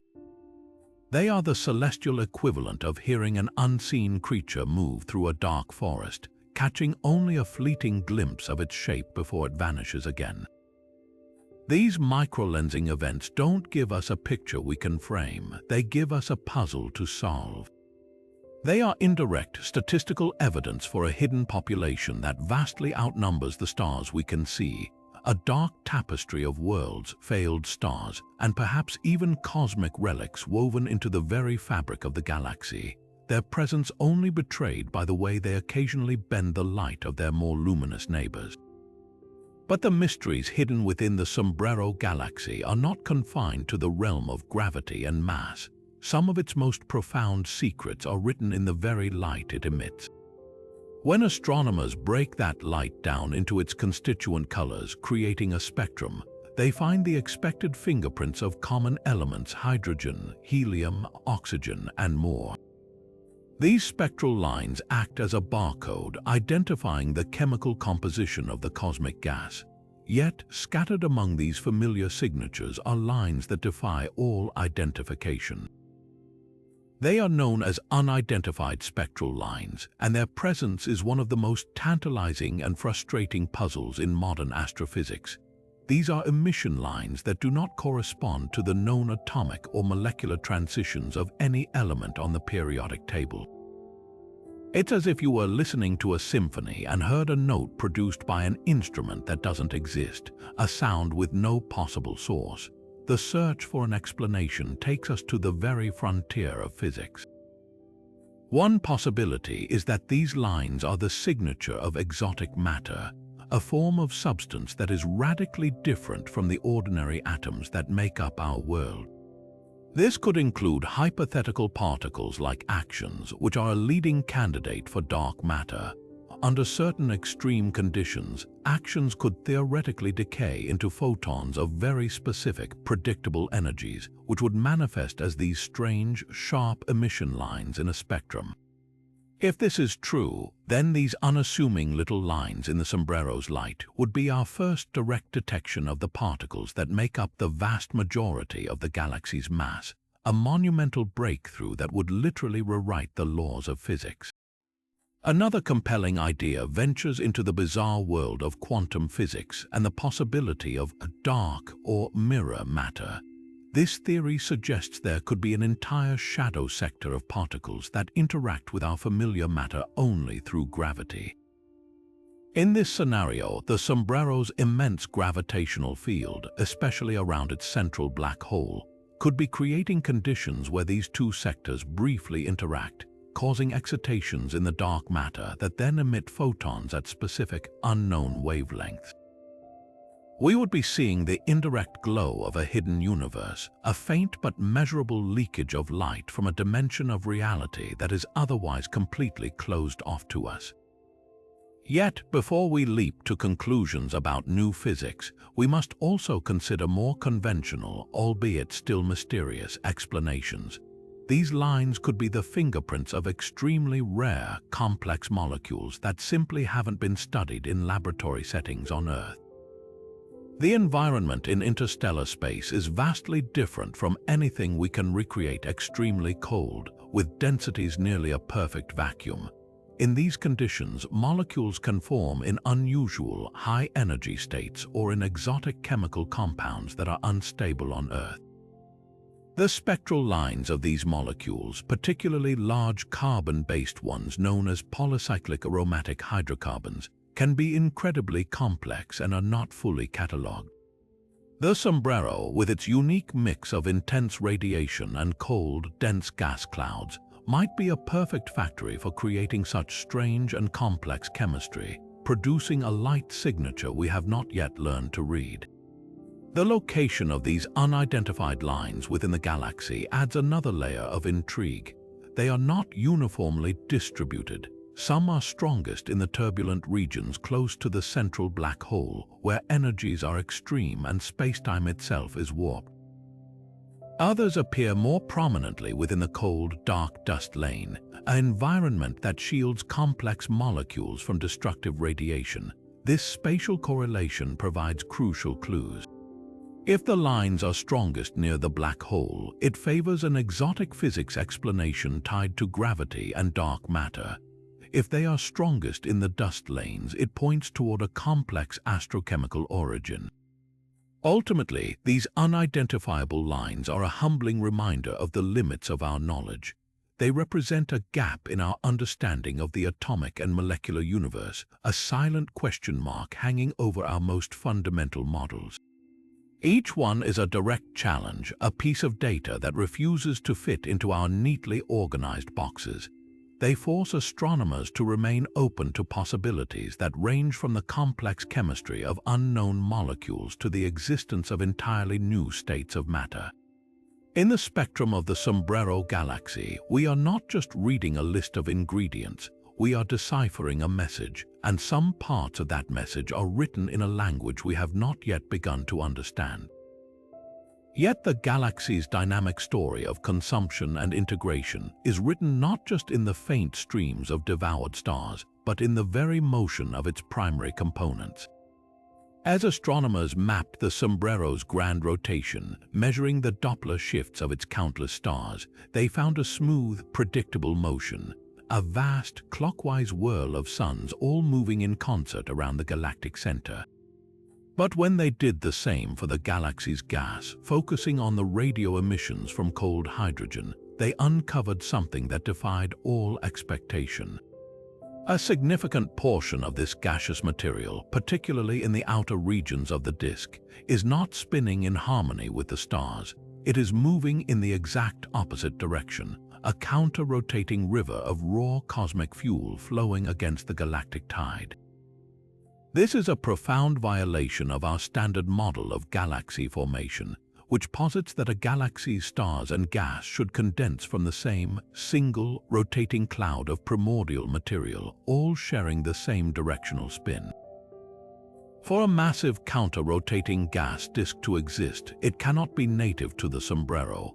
It must be an alien component, a recent acquisition that has not yet had time to be braked and assimilated into the galaxy's overall rotation. This is the signature of a recent act of galactic cannibalism, a silent testament to the Sombrero's ongoing growth through violent conquest. The most likely scenario is that the Sombrero has recently captured and digested a small, gas-rich dwarf galaxy that happened to be orbiting in a retrograde direction, a polar opposite path to the Sombrero's own spin. As this smaller galaxy was torn apart by tidal forces, its stars were scattered into the halo, but its gas, behaving under the different rules of fluid dynamics, sank toward the galactic plane, conserving its original angular momentum and settling into this perplexing counter-rotating ring. But the capture of an entire dwarf galaxy is not the only possible explanation for this cosmic contradiction. An alternative and equally fascinating theory suggests the Sombrero may be a prolific thief of intergalactic gas. Vast filaments of cold, primordial hydrogen are predicted to weave through the cosmic web, feeding galaxies like rivers feeding lakes. If the Sombrero moved through one of these filaments that had an opposite angular momentum, it could have directly siphoned this gas, funneling it directly into its disk without the intermediary of a stellar merger. This would be a more gentle, continuous form of accretion, but it would produce the same stunning result, a river of new material flowing backward, a permanent reminder that galaxies are not isolated islands, but active participants in a dynamic, intergalactic ecosystem, constantly stealing resources from the vast voids around them. The existence of this counter-rotating disk has dramatic consequences for the galaxy's future.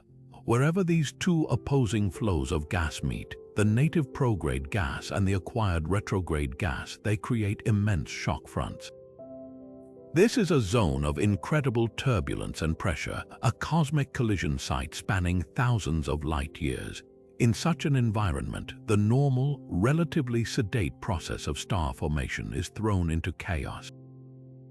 The shock waves violently compress gas clouds, potentially triggering intense, episodic bursts of star birth in unexpected locations. This could explain some of the strange, off-kilter stellar nurseries we see scattered across the Sombrero's disk, regions of furious activity that don't align with the calm resonance ring. The counter-rotation is not a silent historical relic. It is an active and powerful engine, churning the galaxy's gas and dictating where and how the next generations of stars will be born, ensuring the Sombrero's evolution remains as unique and contrary as its motions. At the very heart of the Sombrero Galaxy lies a gravitational titan that doesn't just defy expectations, it shatters a fundamental rule astronomers thought they understood about how galaxies work. For decades, a clear and consistent relationship has been observed across the universe. The more massive a galaxy's central bulge of stars, the more massive its supermassive black hole. It's a cosmic correlation that suggested these two components grew in lockstep, perhaps regulating each other's growth through violent feedback cycles. The Sombrero's black hole, however, is a glaring outlier. Given the measured mass of its magnificent, glowing bulge, all our established models predict a central black hole weighing in at around 100 million solar masses. That's certainly nothing to scoff at, but the actual figure is staggering: 1 billion solar masses. This behemoth is a full order of magnitude heavier than it has any right to be. It's an overmassive black hole, a cosmic rule breaker that forces us to reconsider how these monsters form and what their true relationship is with their host galaxies. So how did this black hole get so impossibly large? One of the most compelling theories points directly to the galaxy's suspected violent past. If the Sombrero is indeed the product of a major merger between two large galaxies, then its central black hole could be the product of a corresponding merger. Imagine two large galaxies, each with their own hefty supermassive black hole, spiraling together in a catastrophic dance. As the galaxies coalesce, their black holes would sink to the new common center, eventually merging themselves in an event that would shake the fabric of spacetime with gravitational waves. The result of such a union is a single black hole with a mass equal to the sum of its parents. This direct injection of mass from a second black hole could easily explain the anomalous size, creating a champion that outweighs all other black holes in galaxies with similar-sized bulges. But there's a catch with this elegant solution. A merger of that scale should have been incredibly disruptive, leaving the galactic bulge puffed up, disturbed, and much larger than what we see. The Sombrero's bulge, while immense, is also remarkably pristine and compact. This suggests the galaxy's merger history might have been more nuanced. Perhaps the Sombrero didn't merge with an equal partner, but instead cannibalized a series of smaller galaxies, each one delivering its own smaller central black hole to be consumed by the Sombrero's growing monster. This process of repeated, smaller mergers would allow the central black hole to fatten up over time without causing the same level of disruptive violence that would overly inflate the stellar bulge. It would be a case of galactic gourmet eating rather than a single massive feast, building a record-breaking black hole one careful bite at a time. Another fascinating possibility is that this black hole represents a different, rarer breed entirely, a primordial black hole. These aren't the black holes formed from the death of massive stars or even from mergers. They are thought to be fossils from the universe's very first moments, created in the unimaginable density following the Big Bang. If such an object existed and was captured by the forming Sombrero Galaxy, it would have been a massive seed from the very beginning. This giant seed would have had a head start on accretion, greedily pulling in gas and growing to an enormous size long before the relationships we see in other galaxies had time to establish themselves. Its presence would be a historical accident, a relic of the universe's birth that got caught up in the formation of a beautiful galaxy, forever skewing the data and challenging our assumptions. The existence of this overmassive black hole isn't just a trivial anomaly. It has profound implications for the entire galaxy's life story. A black hole of this size has a correspondingly immense gravitational influence and energy output when active. Its past outbursts would have been far more powerful, its jets more energetic, and its ability to shut down star formation across the galaxy more effective than in a typical system. This could be the underlying reason for the strange tranquility of the inner dust lane and the outward migration of star formation to the resonance ring. The sheer power of this central engine may have fundamentally and permanently altered the Sombrero's evolution, making it the unique object we see today. Its inconvenient size is a constant reminder that the universe prefers interesting exceptions to boring rules, and that our understanding of cosmic evolution is still being written, one giant black hole at a time. Yet for all its immense gravitational pull and sprawling dark matter halo, the Sombrero Galaxy presents astronomers with a curious case of celestial solitude. According to our most sophisticated cosmological simulations, a galaxy of its size and mass should be the centerpiece of a bustling orbital system, surrounded by a small army of diminutive satellite galaxies. These satellite galaxies are the cosmic equivalent of moons around a planet, smaller collections of stars and dark matter that have been captured and now endlessly circle their much larger host. The models are quite specific, predicting that the Sombrero should be accompanied by dozens, perhaps even hundreds, of these faint dwarf companions. But when we actually look, the reality is strikingly empty. The number of confirmed satellite galaxies is just a tiny fraction of what was expected. This glaring mismatch between prediction and observation is a well-known cosmic conundrum called the missing satellite problem, and the Sombrero Galaxy is one of its most prominent and puzzling examples. This isn't just a simple case of a few missing objects. It's a fundamental challenge to our understanding of how structure forms in the universe.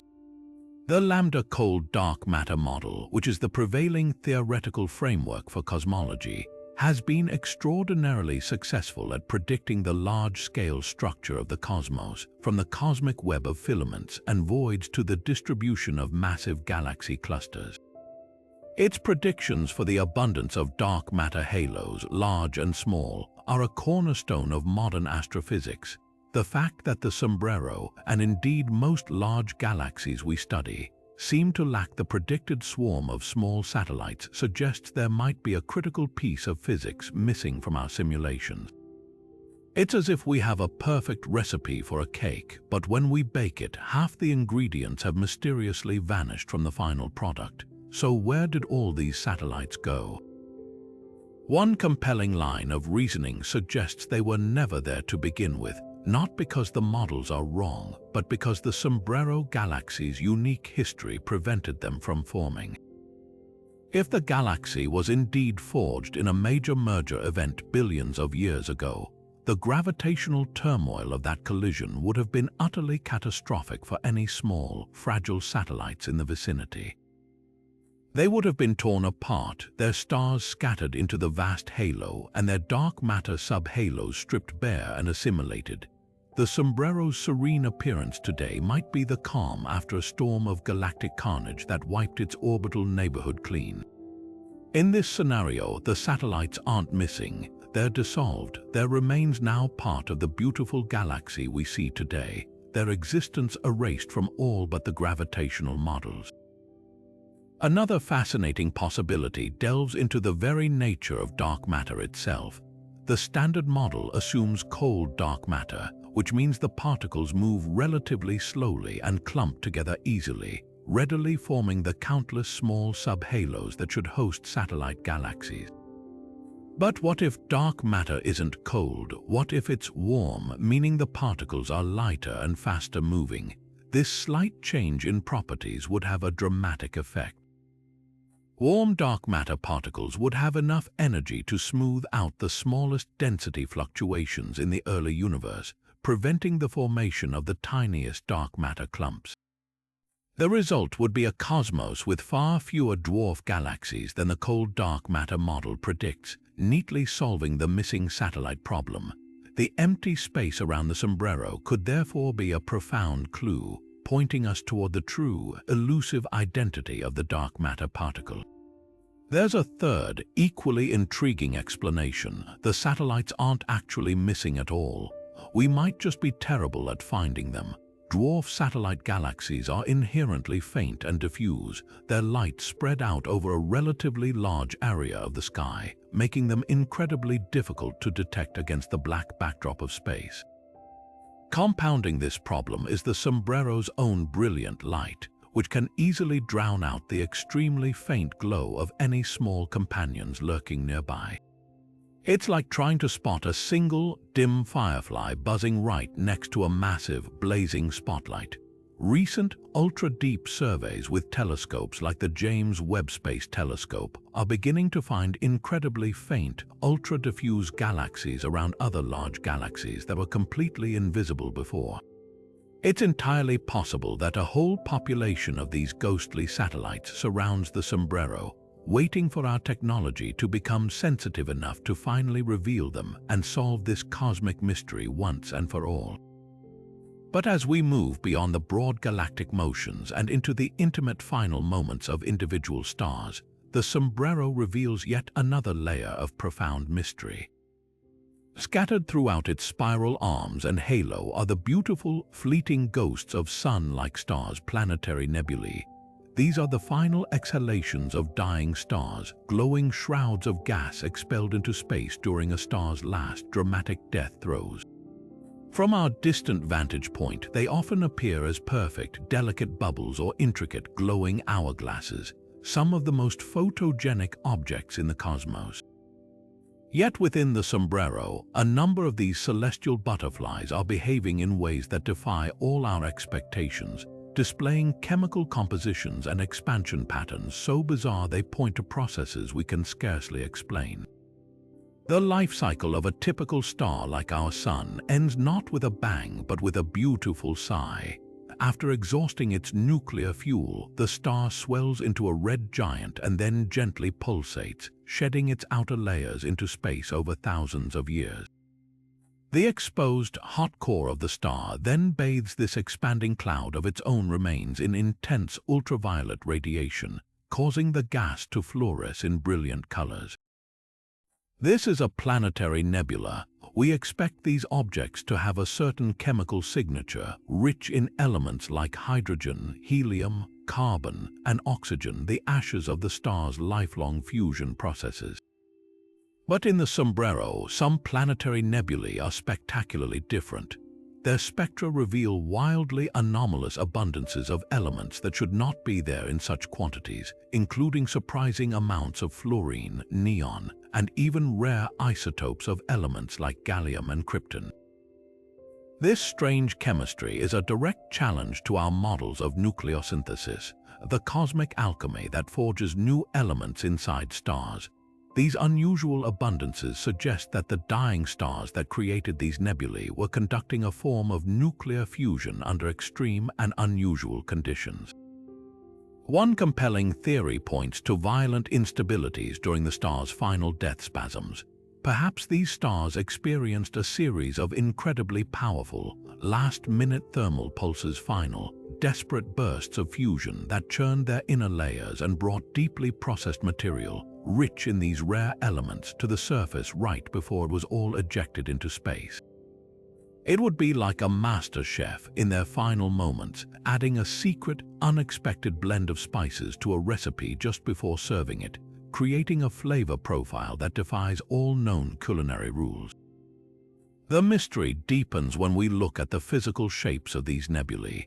While many are roughly spherical, a significant number exhibit highly asymmetrical, jet-like or even bipolar structures, expanding at different velocities in different directions. This isn't the gentle, even exhalation we expect. It's more like a violent, fitful cough. Such chaotic expansion suggests the influence of a powerful external force.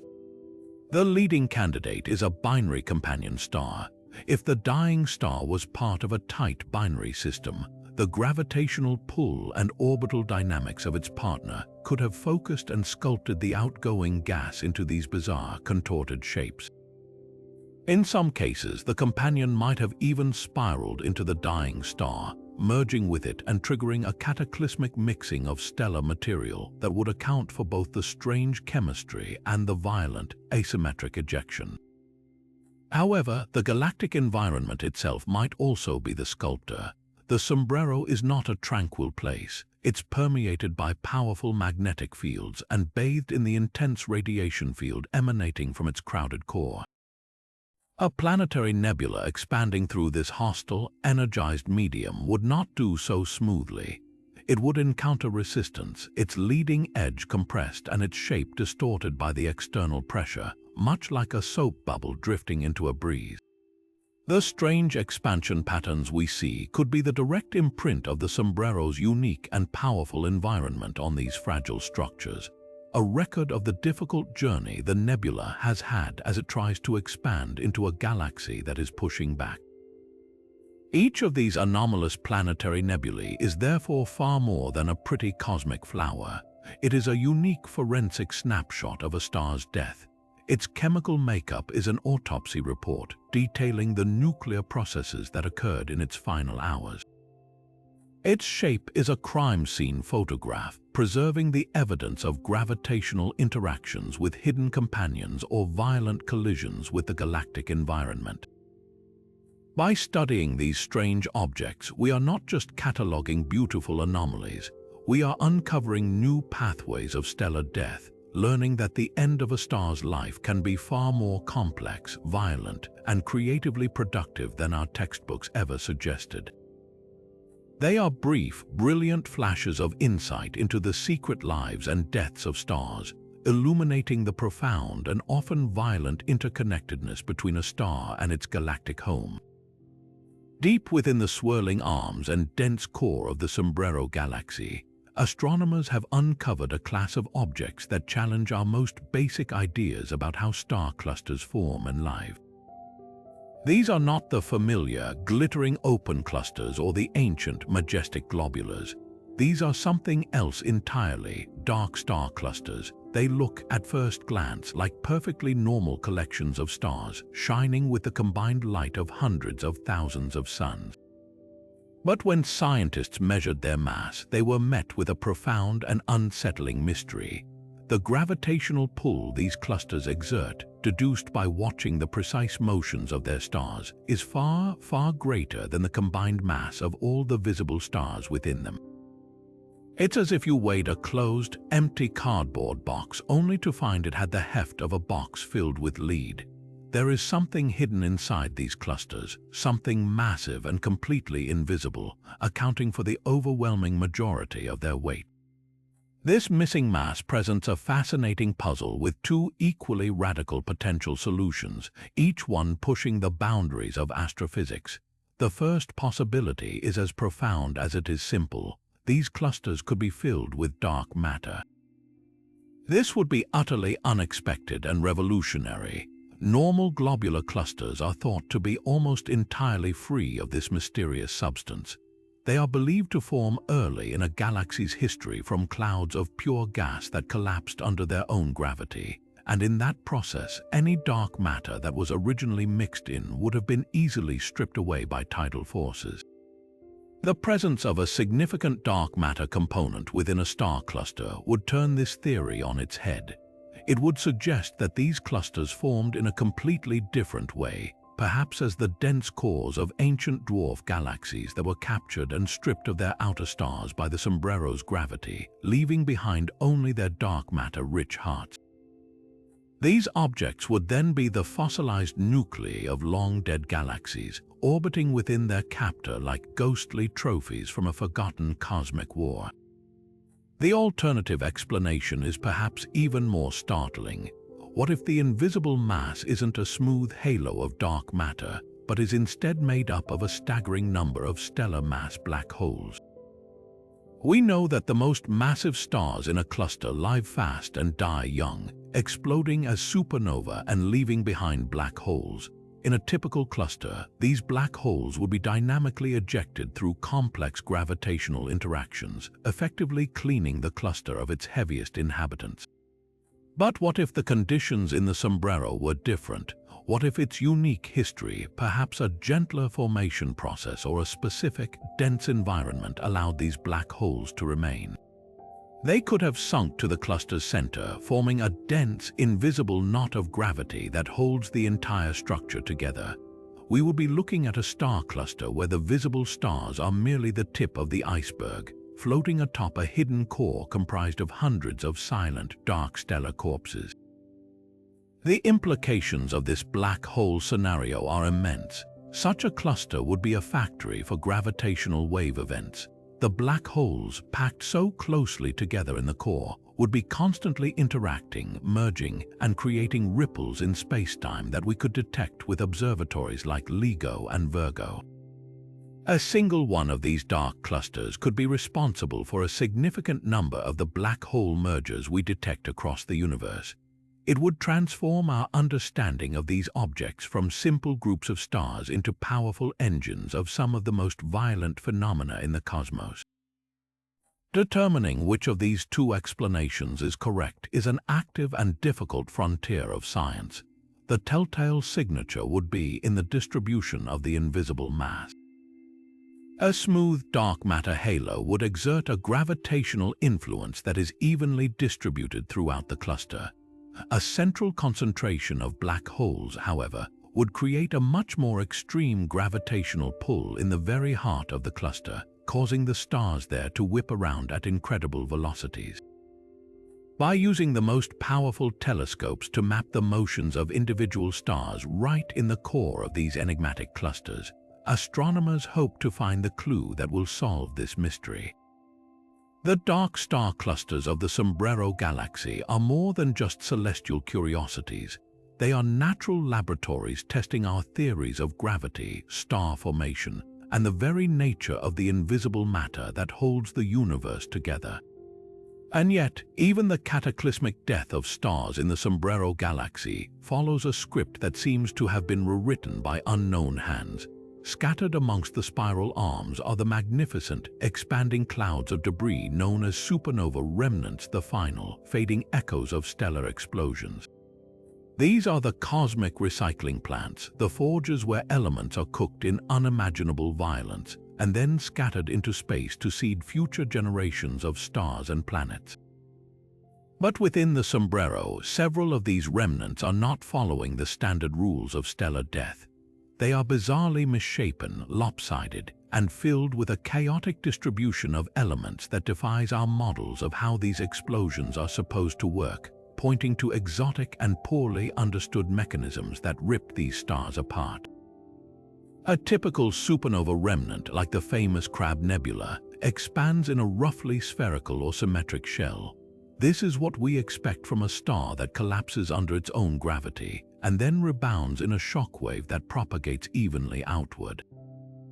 But some remnants in the Sombrero are dramatically different. They are intensely asymmetric, with vast, jet-like structures erupting from one side while the opposite side appears compressed and stunted. It's as if the explosion was not a uniform detonation, but a directional blast, more like a cannon firing than a bomb going off. This profound lopsidedness suggests that the star's final moments were governed by powerful, internal forces that broke the symmetry of the explosion, channeling the energy and debris into focused beams. The culprit for this strange geometry is likely rooted in the physics of the star's core in its final milliseconds. Intense magnetic fields, trillions of times stronger than Earth's, may have been trapped and amplified during the collapse, acting like cosmic nozzles that funneled the outgoing shockwave along the star's rotational poles. Alternatively, the violent churning of material in the seconds before the explosion, a process known as convection, could have become unstable and chaotic, creating uneven pockets of pressure that caused the blast to rupture the star's surface in a ragged, irregular fashion. The remnants we see are the permanent fossil record of that internal turmoil, a snapshot of the chaotic forces that tore the star apart from the inside out. The strangeness doesn't end with their shape. When astronomers use spectrographs to analyze the chemical composition of these remnants, they find another layer of mystery. The elements forged in the star's fusion furnace and during the supernova itself are not mixed evenly throughout the expanding cloud. Instead, they are found in strange, isolated clumps. Immense globs of iron might be concentrated in one region, while oxygen dominates another, and silicon is bizarrely absent from areas where it should be abundant. This is not the well-stirred mixture predicted by our models. It is a lumpy, incomplete cosmic batter, suggesting the explosion process itself was inefficient and patchy, failing to homogenize the star's innards as it blasted them into space. This clumpy distribution forces a radical rethink of the explosion mechanism itself. Our standard models of core collapse supernova are quite good at predicting which elements are produced and in what quantities, but they assume a relatively orderly and efficient mixing process. The bizarre chemistry of the Sombrero's remnants suggests that these explosions might be far more turbulent and poorly mixed than we thought.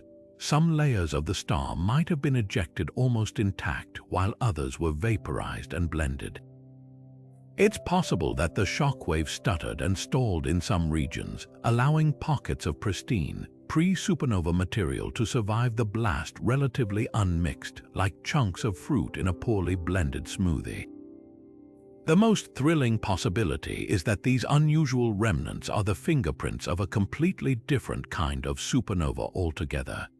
Perhaps they were born from stars that were themselves profoundly unusual behemoths spinning at breakneck speeds, or members of tight binary systems where a companion star influenced its death. Some might even be the remnants of pair instability supernova, a theoretical class of explosions so utterly violent that it can completely obliterate stars hundreds of times the mass of our Sun, leaving behind no black hole or neutron star, just an expanding cloud of exotic debris. The Sombrero, with its unique history and environment, might have provided the perfect conditions for breeding these stellar oddities and fostering their exotic deaths. Each unusual remnant is therefore a crime scene, and the bizarre distribution of elements is the evidence pointing to a stellar death that is anything but textbook. Moving from the chaotic remnants of stellar explosions to the realm of the instantaneous and inexplicable, we find a phenomenon so brief and so powerful it defies all categorization. Deep within the Sombrero Galaxy, our most sensitive radio telescopes have captured the signature of one of the universe's most profound puzzles: fast radio bursts. These are not the lingering, expanding clouds of a supernova. They are cosmic lightning strikes, bursts of radio waves that pack an unimaginable amount of energy into a time span shorter than the blink of an eye, often lasting just a few milliseconds. To put that into perspective, in that thousandth of a second, an FRB can release more energy than our Sun emits over several decades. What makes the detections within the Sombrero so particularly tantalizing is their origin. These are not signals from the distant, early universe, but events happening right here in our modern cosmic neighborhood, making their mysterious nature all the more pressing and profound. The sheer power of these bursts immediately rules out any mundane explanation. This isn't the predictable spin of a pulsar or the flicker of a distant quasar. The energy output is so colossal that only the most extreme astrophysical events can even be considered as potential culprits. For a burst originating within the Sombrero, its relative proximity allows us to study its properties with incredible precision, and the details only deepen the mystery. The burst signal displays a telltale sign known as dispersion. The higher frequency radio waves arrive at our telescopes a fraction of a second before the lower frequency waves. This occurs because the waves travel through the diffuse sea of electrons that exists in interstellar and intergalactic space, which slightly slows down the lower frequencies. This dispersion measure acts like a cosmic odometer, allowing us to estimate the total amount of material the signal has traveled through, and it confirms the burst's origin is indeed deep within the Sombrero Galaxy, not some more distant source. Pinpointing the location of these events within the galaxy has been a critical step, yet it has provided more questions than answers. The bursts do not come from the serene outer disk or the quiet halo. They are traced back to environments of extreme violence and energy, often in the tumultuous regions surrounding the galaxy's central supermassive black hole or within areas of intense magnetic fields and recent stellar cataclysms. This placement immediately suggests we are dealing with an engine of immense power, but the brief, one-off nature of many of these bursts makes them nearly impossible to catch in the act a second time, preventing us from identifying a specific object like a neutron star or a black hole as the definitive source. It's as if we are hearing a single, deafening gunshot echo through a cosmic canyon, but by the time we turn to look, the shooter has completely vanished without a trace. The leading theories for what could possibly create such a spectacular, fleeting event are as fascinating as they are varied, each one pushing the boundaries of known physics. One of the most promising candidates is the magnetar, a type of neutron star with a magnetic field so powerful it defies human comprehension. These fields are trillions of times stronger than any magnet ever created on Earth, and they place the star's crust under incredible strain.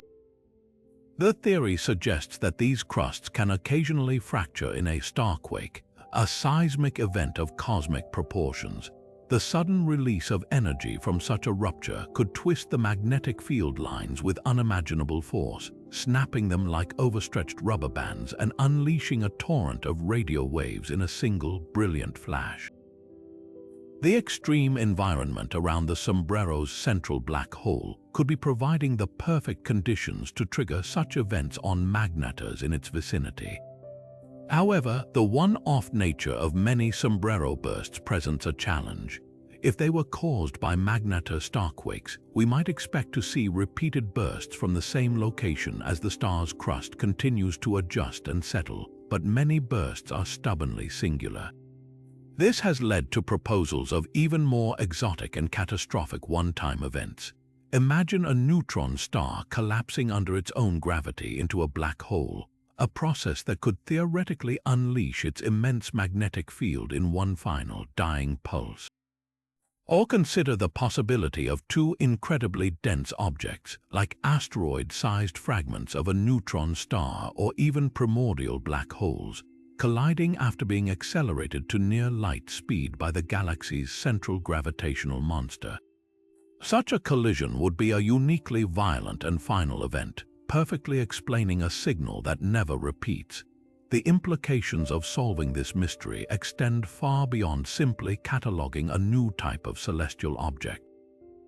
If these FRBs are indeed beacons from magnetars, they provide a unique way to probe the most intense magnetic fields in the universe, environments where the laws of physics operate in ways we can scarcely imagine. Furthermore, because their signals are imprinted with the dispersion from all the material they've traveled through, they act as incredibly precise tools for mapping the otherwise invisible distribution of ionized gas throughout the Sombrero Galaxy.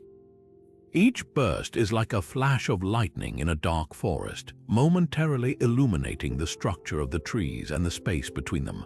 By studying how these signals are shaped and altered on their journey to us, we can chart the vast, unseen oceans of plasma that swirl between the stars, adding a crucial layer to our understanding of the galaxy's interstellar ecosystem. These millisecond mysteries are therefore more than just cosmic curiosities. They are both a profound question about the limits of physical law and a potential key to unlocking the secrets of the space between the stars. But the Sombrero Galaxy's ability to generate extreme physics isn't limited to fleeting radio bursts or silent dark matter clumps. It also appears to be a factory for some of the most massive and enigmatic collisions in the universe. Hidden within its dense core and sprawling disk are binary systems that are slowly, inexorably spiraling toward a catastrophic merger, events so powerful they will shake the very fabric of spacetime itself and send gravitational waves rippling across the cosmos. These aren't just any binary systems, they are pairs of black holes and neutron stars whose very existence, mass, and configuration suggest they were born through pathways completely alien to anything we've observed in our own galactic neighborhood. In our own Milky Way, the binary black hole systems we can detect appear to follow a relatively predictable script. They are the end result of two massive stars that were born together as a binary pair, lived their lives and exploded as supernova, leaving behind two stellar mass black holes that remain gravitationally bound. The story is clean, linear, and well understood, but within the Sombrero, the story seems to have been rewritten. The potential merger candidates inferred from various observations point toward black holes with masses that are perplexingly high for stellar remnants, and their orbital characteristics suggest a history far more chaotic than a simple shared birth. It's the difference between a couple that has been together since high school and two individuals who met much later in life under dramatic and violent circumstances. The most compelling explanation for these strange couples is a process known as dynamical formation. Imagine the crowded core of the Sombrero Galaxy, a region where stars are packed together 1,000,000 times more densely than in our own solar neighborhood. In this stellar metropolis, close encounters are not rare events, they are a fundamental part of life.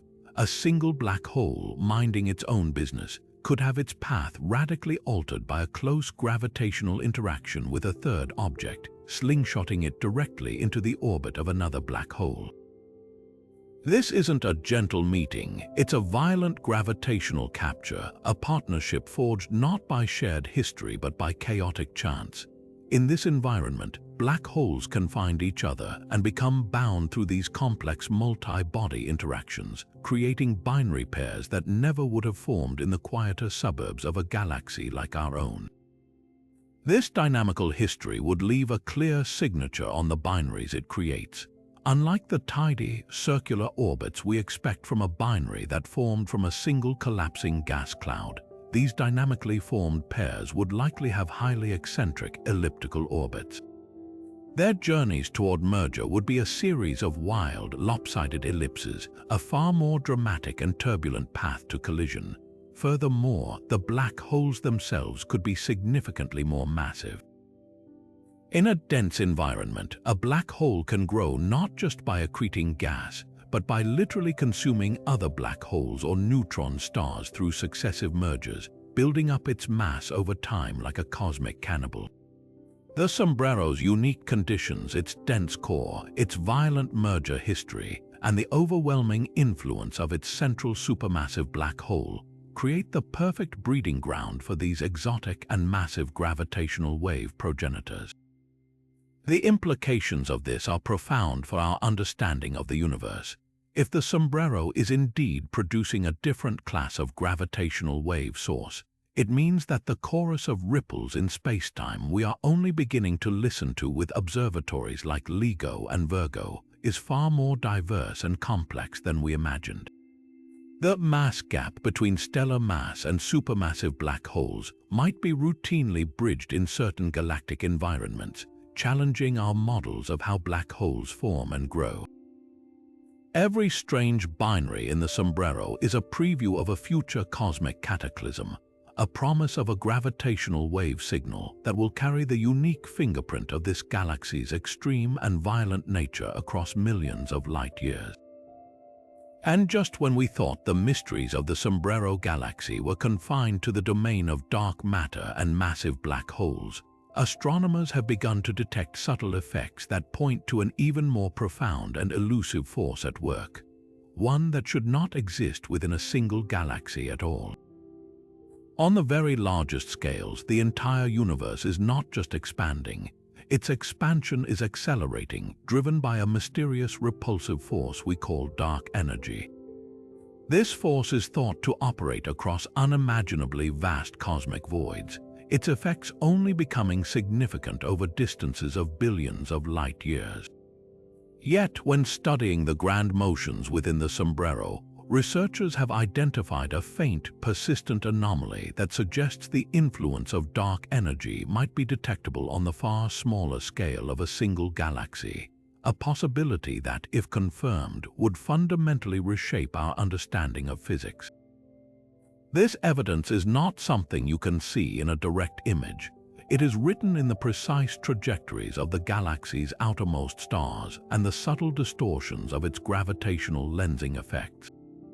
The motions of these distant stars display a tiny, additional recessional velocity, a slight push outward, that cannot be accounted for by the combined gravitational pull of all the visible matter, the dark matter halo, and even the central supermassive black hole. It is as if an invisible, counter-gravitational pressure is gently acting upon these stellar outposts, a whisper of repulsion in a universe otherwise dominated by attraction.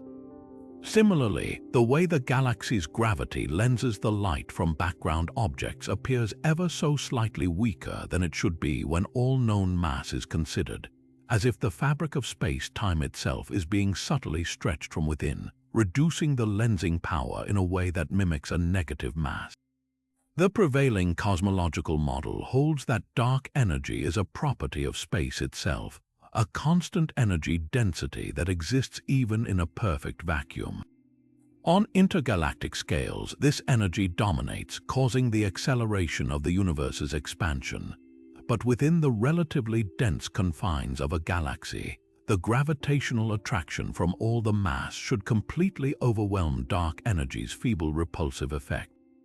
Its influence should be utterly negligible, like trying to measure the push of a single breath of air against the force of a hurricane.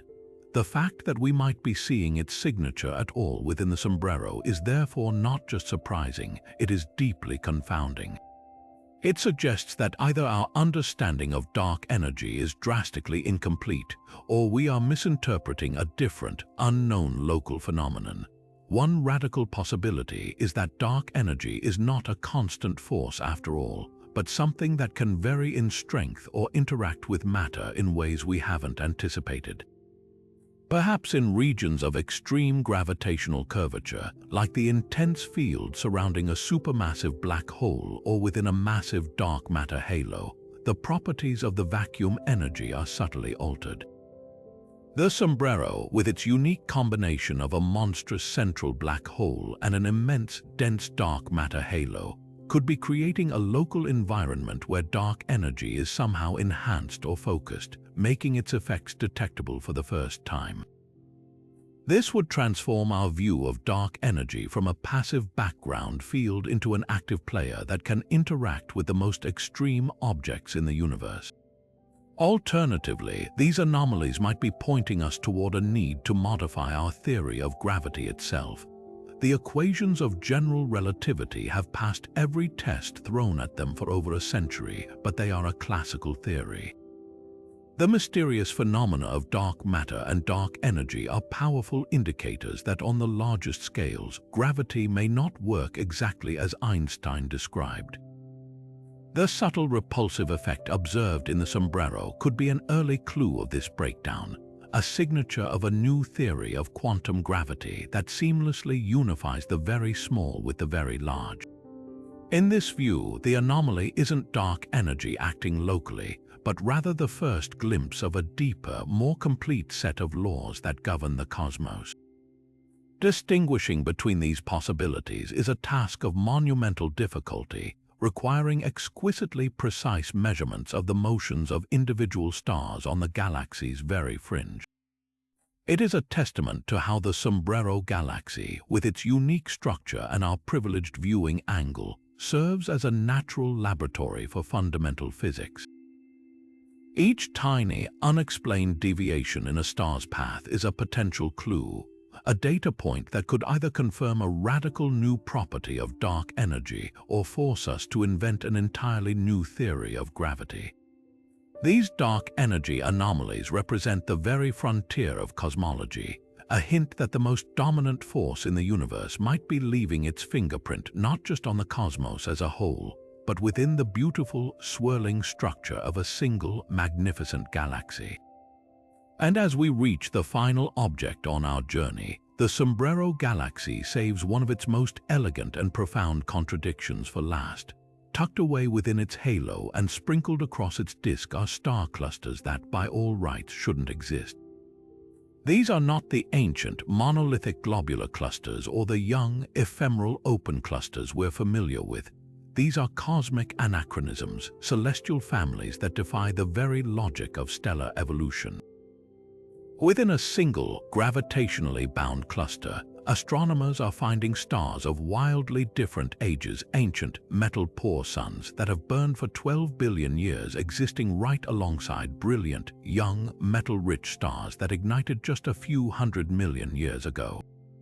It's the equivalent of finding a living mammoth grazing peacefully in a field with modern elephants. According to everything we know about the lifespans of stars and the dynamics of clusters, these two generations should not be sharing the same space. This bizarre cohabitation strikes at the heart of a fundamental assumption in astronomy, that a star cluster is born in a single, brief, violent burst of star formation. In this traditional model, a giant molecular cloud collapses, and over a period of a few million years, a mere blink in cosmic time, all the stars in the cluster are born from the same raw material. They are siblings and they grow old together.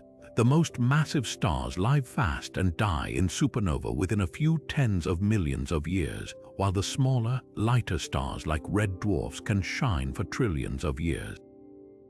But they all share the same birthday. The Sombrero's impossible clusters break this rule completely.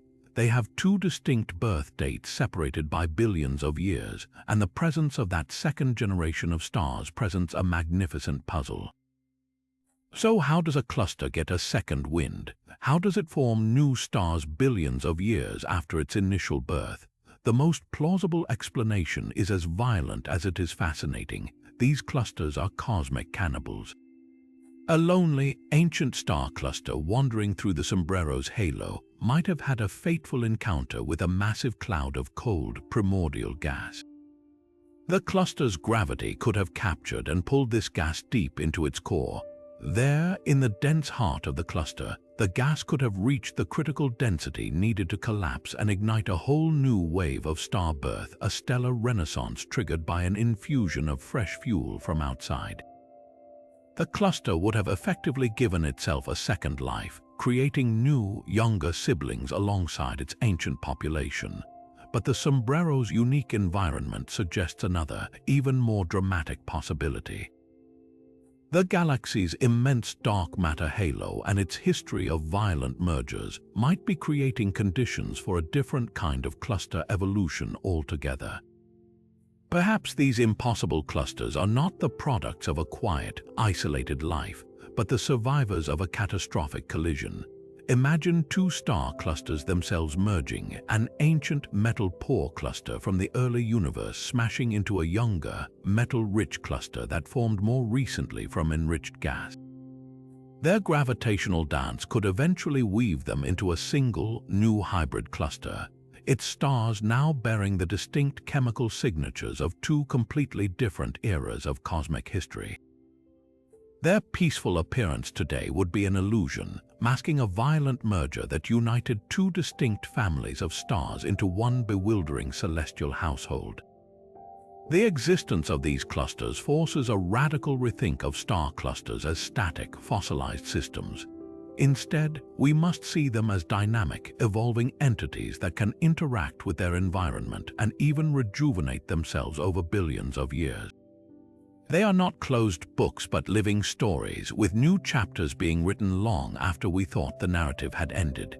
The impossible clusters of the Sombrero Galaxy are a beautiful and humbling reminder that in the cosmos, rules are made to be broken, and that the universe always holds in reserve a deeper level of complexity, waiting for us to look closely enough to discover it. And so we come to the end of our journey through the 30 strangest objects within the Sombrero Galaxy, a celestial hat that has revealed itself to be not just a beautiful face in the cosmos, but a universe of profound mystery in itself. From its billion solar mass heart to the faintest whispers of dark energy on its fringes, every single observation we've explored is a testament to one simple, humbling truth. The universe is far more inventive, more bizarre, and more wonderfully complex than our most ambitious models ever predicted.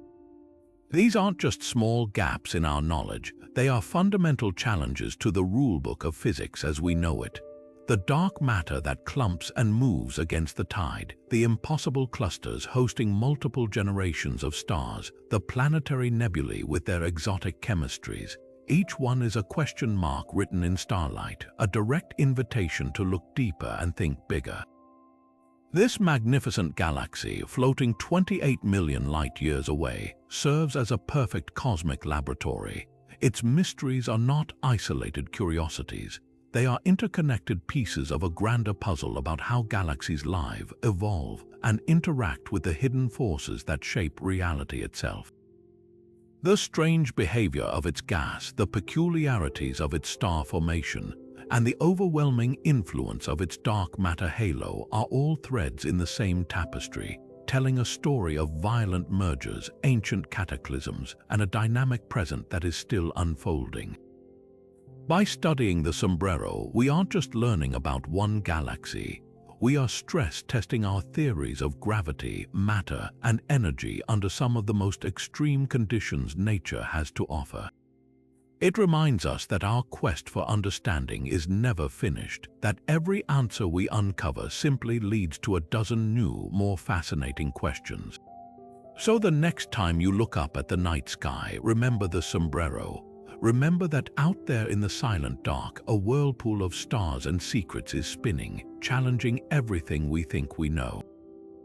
Its enduring mysteries are not a sign of our failure to understand, but a beacon calling us to keep exploring, to keep questioning, and to remain forever curious about the incredible, strange, and beautiful universe we are so fortunate to call home.